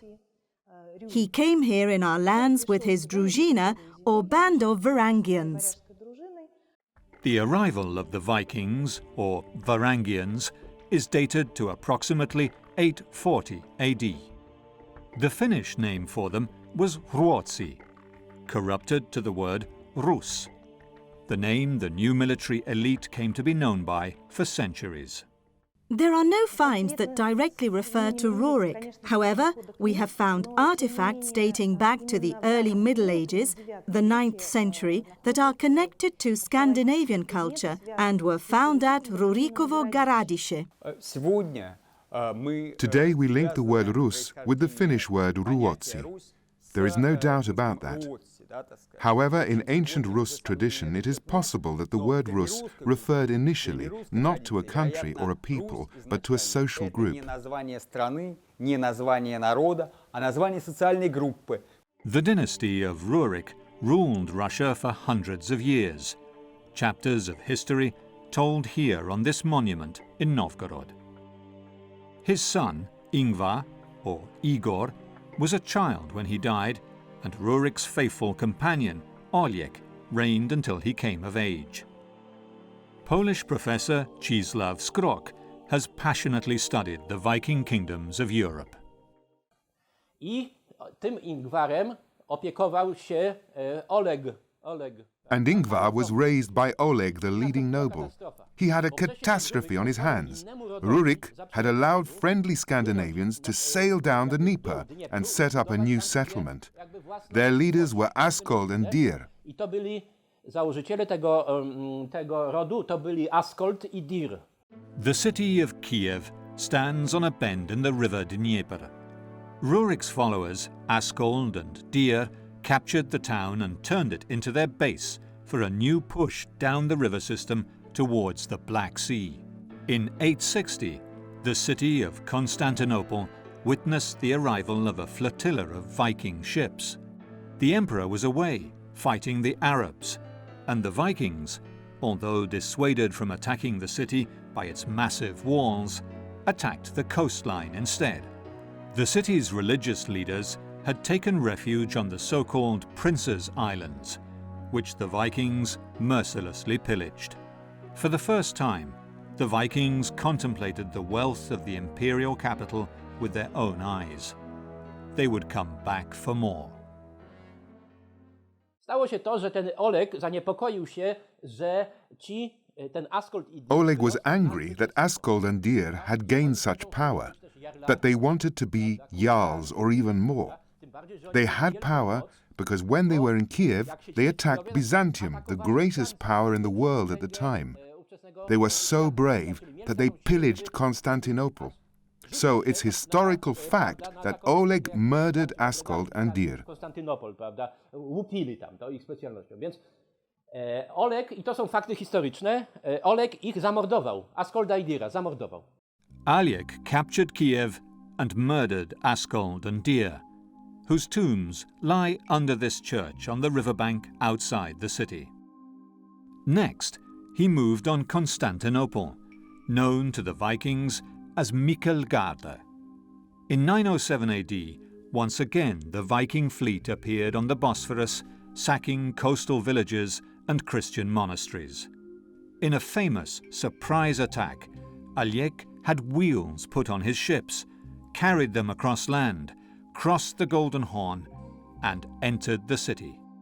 Unable to hold the prize of all prizes, Eirik the pagan settled for a privileged trade agreement and strategic alliance with the imperial city, the heart of the Christian world, which turned the kingdom of Kiev and Novgorod into the most powerful state in Eastern Europe, which also supplied mercenaries for the emperor's bodyguard. It was a lucrative business, as the Varangian guardsmen were paid 40 gold pieces a year, plus food, lodging, and special bonuses. The golden era of the Vikings in the east was about to begin. The sun rises on the Viking mounds of Staria Ladoga. This burial mound once held the remains of Rurik's successor, Eirik, whose attack on Constantinople is the high point of the Viking Eastern saga, thrusting these fearless barbarians into the history books of the great city. The primary source of our knowledge of the Viking origins of Russia is the chronicle written by a Christian Orthodox monk called Nestor, who is buried here in Kiev in the Monastery of the Caves, the very first built on the river Dnieper. Nestor recounts the development of the first Russian state, but makes no mention of what happened to Askold and Dir's followers. According to Czesław Skrok, they fled westwards to modern-day Poland. Nie było żadnych dużych sił wojennych. There was no military opposition here. The population was sedentary and calm. There was no one to stop them. To the north was the Baltic Sea, with access via Wolin, Kołobrzeg, Truso and Elbląg. There were the swamps of Notek, so they had security. On the west, I mean protection from Kiev and Novgorod, there were swamps of the Poles. And to the east, the Slavs of the Elbe and Oder. Od zachodu jeszcze byli Słowianie między tą Elbą a Odrą. Все-таки, когда мы говорим о тех скандинавах, которые осели здесь, However, when we talk of Scandinavians who settled in the land of future ancient Russia, I don't think we can talk of great global migration of peoples who moved freely between Normandy and York, for example, and Iceland and Kiev. группы людей свободно, глобально перемещались между Нормандией, Йорком, я не знаю, Исландией и Киевом, например. The rise of Poland as a place of passage of the cosmopolitan Viking elites of the time is highlighted by the remarkable archaeological find at Borja, near the Vistula River. Andrzej Bucho excavated the site that turns Polish history on its head. This is a completely untraditional cemetery because there's nothing like this cemetery in the whole of Europe. Every grave is rich. There is no poor grave. It's a cemetery for the social elite. The archaeologists excavating Borja found a number of graves from different epochs and different cultures. The multi-ethnic community controlled a key point on the river Vistula. Let's take Bodja. There we have traders. We find equipment that shows that these people engaged in trade. There were also warriors with their families, people who controlled this thoroughfare. The thoroughfare of the Vistula is very important because it connects the North Sea, Baltic Sea, via the Vistula, via the river Buk, to the Black Sea and Byzantium. So controlling this route was the best way to become rich. The central figure was a young male warrior killed in battle, his jaw hacked off. He was buried with 2 women, possibly slaves, and with his weapons and armor. Professor Bucho called in experts in strontium isotopes and DNA to identify where the skeletons came from. Jak oni przybywali? U nas bardzo ważny był szlak Wisły. The northern and central Vistula are very important. We have found many graves or cemeteries along this river that have produced Scandinavian artifacts. In most of them we have only these artifacts to prove the connection, while in Bodja we also did strontium isotope and DNA analysis, proving that these were indeed foreigners. To, co mówiłem, strontu, izotopu strontu, poprzez DNA analizy, że to są ludzie z zewnątrz. The coins from Germany and England found in the graves are key in dating the cemetery to the late 10th and early 11th century, the period of the rise of the very first Polish kingdom, founded by King Mieszko of the Piast dynasty. In Poland, the Viking remains seem to indicate that Scandinavians had more influence on local politics than was thought before. In my opinion, Vikings, I mean Vikings from Kiev, Rus Kiev, the ones who built Viking Russia, came down the Vistula and Buk to Mazovje and Wielkopolska, where Poland began. We owe them the origins of the Polish nation. I don't mean they built it, but they sparked it off. Their impact was key. They brought the know-how and sowed the seed of our country in these territories. I mówiąc krótko, im zawdzięczamy powstanie państwa polskiego. In the 10th century, the tribe of the Poles, which inhabited central Poland, began expanding at the expense of other Slavic groups. The dynasty of the Piast, say Polish sources, began with a simple trader. But the first king, Mieszko, a pagan, united all the Slavs of central Poland under his rule. However, his daughter married the Danish Viking king Sven Forkbeard, and his granddaughter Sviatopolk, son of Voldemar or Vladimir of Kiev. Understanding this coincidence is at the heart of the debate about Viking influence in the founding of Poland. Coraz więcej jest znalezisk archeologicznych, chociażby ta Bodzia, prawda? Bodzia. We find more and more sites. For example, Bodzia. For me, Swatopelk was buried in Bodzia. Russian Swatopelk, who was married with the daughter of Bolesław Chobry. I'm sure that the objects which were found there and the way the grave was organized show that it was a Scandinavian Norman burial with a little influence of the West. A zatem można powiedzieć, że jego pozycja jest tu szczególna. Więcej danych pozyskaliśmy. We gain more information by analysis of other finds. He had a warrior's belt, and at the end of it was the so-called bident, with a cross. The bident is the sign of Rurik's line, and the cross means that there was some connection with Sviatopelk, called the Accursed, who was the son-in-law of our king, Bolesław Chobry. Świętopełka, zwanego Przeklętym, który był zięciem naszego króla Bolesława Chrobrego. The movement of peoples up and down the rivers of Central and Eastern Europe proves that the Vikings were not constantly at war with their neighbours, and may even have provided just the military element of this multicultural society. We made several interesting discoveries which show that people from these territories had contacts with steppe peoples, mainly the Khazars. In the second and third rows we find burial chambers with characteristic niches. They are not regular as in the first row, but they have this kind of niche. These graves with niches are characteristic of the steppe people. Very often we find this kind of grave in Khazar culture. Key artifacts of the excavation at Trousseau are exhibited in the small museum in Elbląg. The scales are particularly significant, as the Vikings valued their goods in weights of hack silver, coins, jewels, or other objects that could be re-smelted into ingots. Combs were a favourite Scandinavian ornament, and women wore necklaces made from glass beads imported from Constantinople. Other artifacts that confirm the prevalent Scandinavian culture in Trousseau were the amulets, especially this Valkyrie, a protector of Viking warriors. Był wymieniany bodajże na trzecim miejscu po Amber was in the third place of the most desired things, just after slaves and swords. So amber was very popular in that time. Amber was exported in trade networks which Vikings created in the Baltic Sea.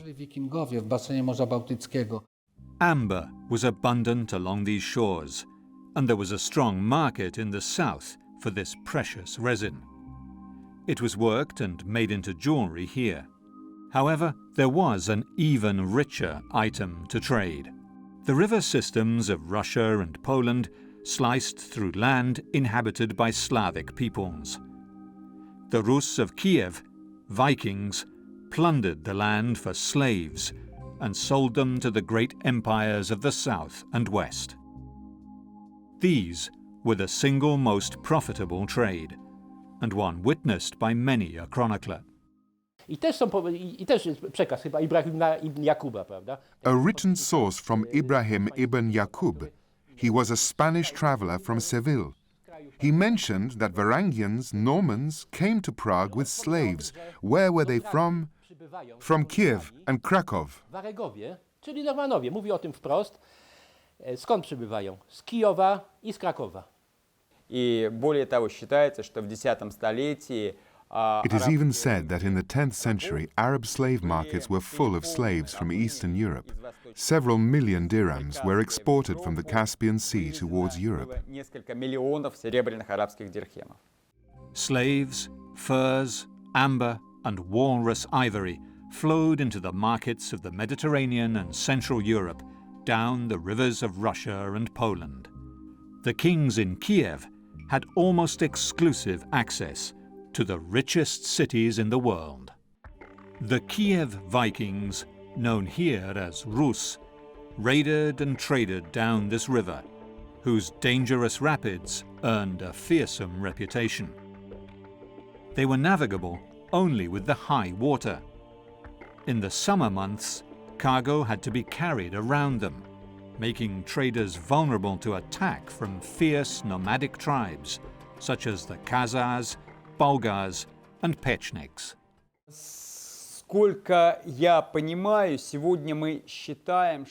As far as I know, today we do not believe there was a great difference between merchants and warriors in Scandinavian culture. We can only say that in the 10th century, when there was almost no centralized power in most of the land, it was impossible not to be a warrior.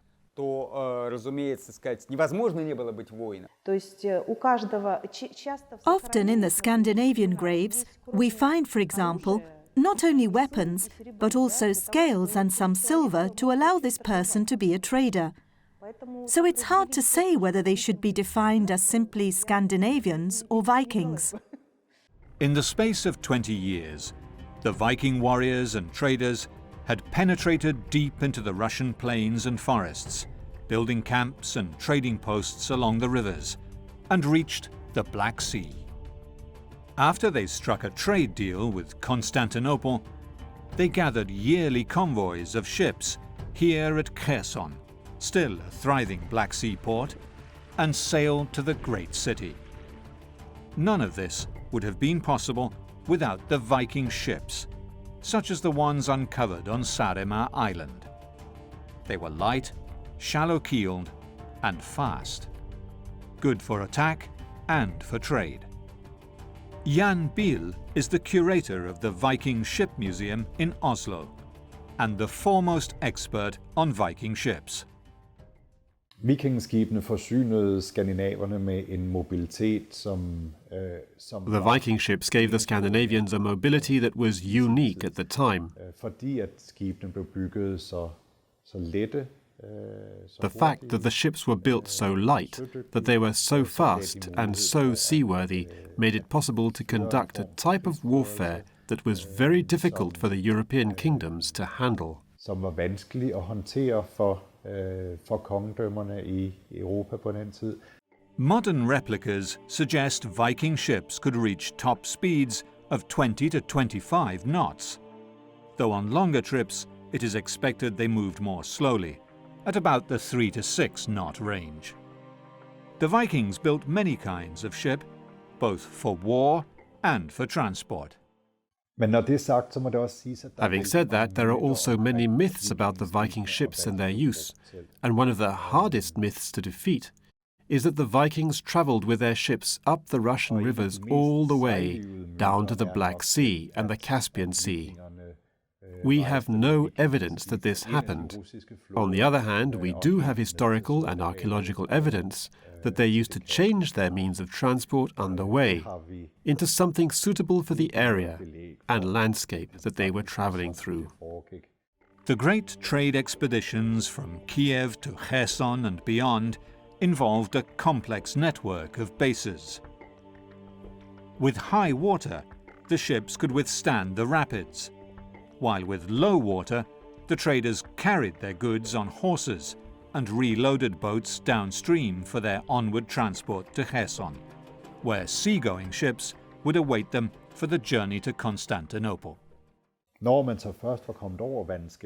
Once they arrived at the water systems leading down to the Black Sea or the Caspian Sea, then they would start sailing again.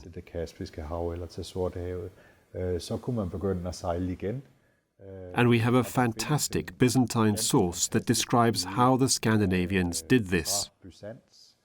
Som beskriver, hvordan at skandinaverne faktisk gjorde det her. Eirek's successor, Igor, or Ingvar, Rurik's son, led unsuccessful attacks against Byzantium and the Arab Empire and was killed on a punitive raid. His son, Sviatoslav, made an alliance with Constantinople and succeeded in destroying the Khazar Empire.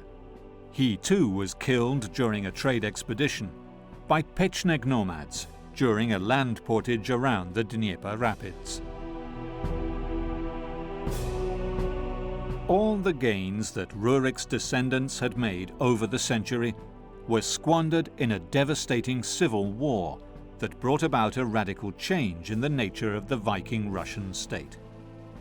This did not stop them trading up and down the rivers of Russia, however, where the Arab diplomat Ibn al-Fatlan found them on the Volga River. He described the bizarre pagan funeral rites of Viking warriors, which included the sacrifice of slave girls. The men he described were still very barbaric, according to Arab standards. They were tattooed from head to toe and rarely took baths. The civil war between Rurik's offspring left Valdemar, or Vladimir, as sole ruler. He expanded the kingdom of Novgorod and Kiev into Poland and eastwards, and boldly demanded the hand of Princess Anna, sister of the Emperor of Constantinople, in exchange for his military support in quelling a rebellion. Vladimir chose to become an Orthodox Christian, after famously considering all the monotheistic religions of the time, and seems to have embraced Slavs in his court. Vladimir's illegitimate son, Sviatopolk, married into the Polish royal dynasty when he was exiled from Kiev on the succession of Yaroslav the Wise, maybe the greatest Viking king of Russia. The fates of the royal dynasties of Denmark, Norway, and Sweden passed through the plains of Russia and Poland. Slowly, over time, although the first Christian Viking king of Russia, Vladimir, and his successors continued to draw on Scandinavia for military manpower, the cities became more multicultural. В течение 9-10 столетия мы не видим. However, we don't see permanent conflict in the 9th and 10th century. It is probable that the local population was Slavic in certain areas and Finnish in others, and the Scandinavians occupied certain niches. There is no indication that the traffic and trade of silver and furs occurred outside Scandinavian culture. Later, the Vikings and the Scandinavians were assimilated into the local population. So as time goes by, their influence becomes imperceptible. They become the local population as much as the Slavs. They get married and have children, and are no longer distinguished from the local population. This also involves the ruling class at Rurikovo Garadiše, where we find artifacts dating to as late as the 15th century. However, Scandinavian remains go back to the 11th century at the latest. The goods bought in these and other territories found their way to the great Scandinavian market towns of Kaupang near Oslo in Norway, Hedeby in Denmark, and Birka in Sweden. Here in Kaupang, the archaeological remains show a flourishing trade between the farthest northern seas and the two capitals of the Mediterranean world, Baghdad and Constantinople. In 2004, the shores of what was once Constantinople revealed a whole port with sunken ships of the time the Vikings were trading there. The goods brought back from the Greek world were not only silver, but also silk, fine beads, and jewels. The flat-bottomed Viking ships would have been docked alongside these typical Mediterranean craft, as traders mingled in the markets of the empire's capital before the Scandinavians undertook the long and perilous journey northwards. As the market towns grew, so did the wealth of the chieftains who controlled them. They enhanced profit through trade by the exertion of military might, striking local alliances, where necessary even through marriage, to ensure the flow of goods to their own markets. Nie jesteśmy pewni, In some cases, we know that objects which were not typical of Slavic culture were produced here. So we know that glass beads or some kind of decoration on the monuments were probably 100% produced in this place. Zdobień na zabytkach były najprawdopodobniej prawie na 100% produkowane na miejscu. Volin is believed to have been the base of the so-called Jomsborg Vikings and was one of the richest towns in the Scandinavian sphere of interest, although firmly in the Slavonic ethnic area. Źródła pisane mówią o Jomsborgu jako wielkim... We must think about this as a whole. The written sources say that Jomsborg was a huge city on the South Baltic coastline. And they tell us about events in this place at that time. So when we discover archaeologically this kind of big city dating back to medieval times, and we find lots of artifacts for trade and export and crafts and so forth, we have no doubts that this is that place. Nie ma wątpliwości, że to musi być to miejsce. Żadne inne nie może się z nim równać. This runestone that stands on Åland commemorates the greatest battle of the Jomsvikings, when their commander attempted to win the throne of Sweden on the plain of Uppsala. It invokes Odin and his daughter, a rare mention of pagan gods on a runestone. According to the ancient sagas, written down centuries after the events by Icelandic scribes, the Jomsvikings were mercenaries who often fought as allies of the Danish king Harald Bluetooth. Some may well have also been of Slavic origin. Fighting for a king for plunder and for money was an honourable activity, and for hundreds of Viking men, fortunes were to be made and lost in the plains of Poland and Russia. Their political influence on Slavic tribes, however, is the subject of heated debate. We have two periods in which Scandinavians come to Polish territories. In the late 9th century and early 10th, they were settlers, people who live in houses as part of a local community. And here we find equipment which is typical for people who do not take part in wars. They haven't got swords. But if we talk about the second part of the 10th century and beginning of the 11th, when the Vikings moved and developed as a group, we do find swords in graves.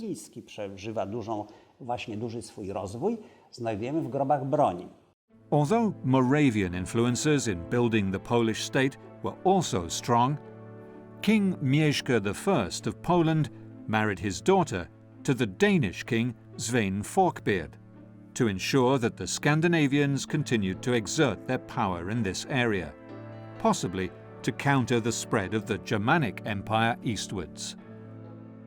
Through his marriage to the Polish princess, Sven Forkbeard's empire stretched from Poland to the British Isles, and the taxes he could raise from trade along the whole Baltic coastline turned him into the most powerful Viking king. However, he was not the only Viking monarch whose fortune was tied to the east.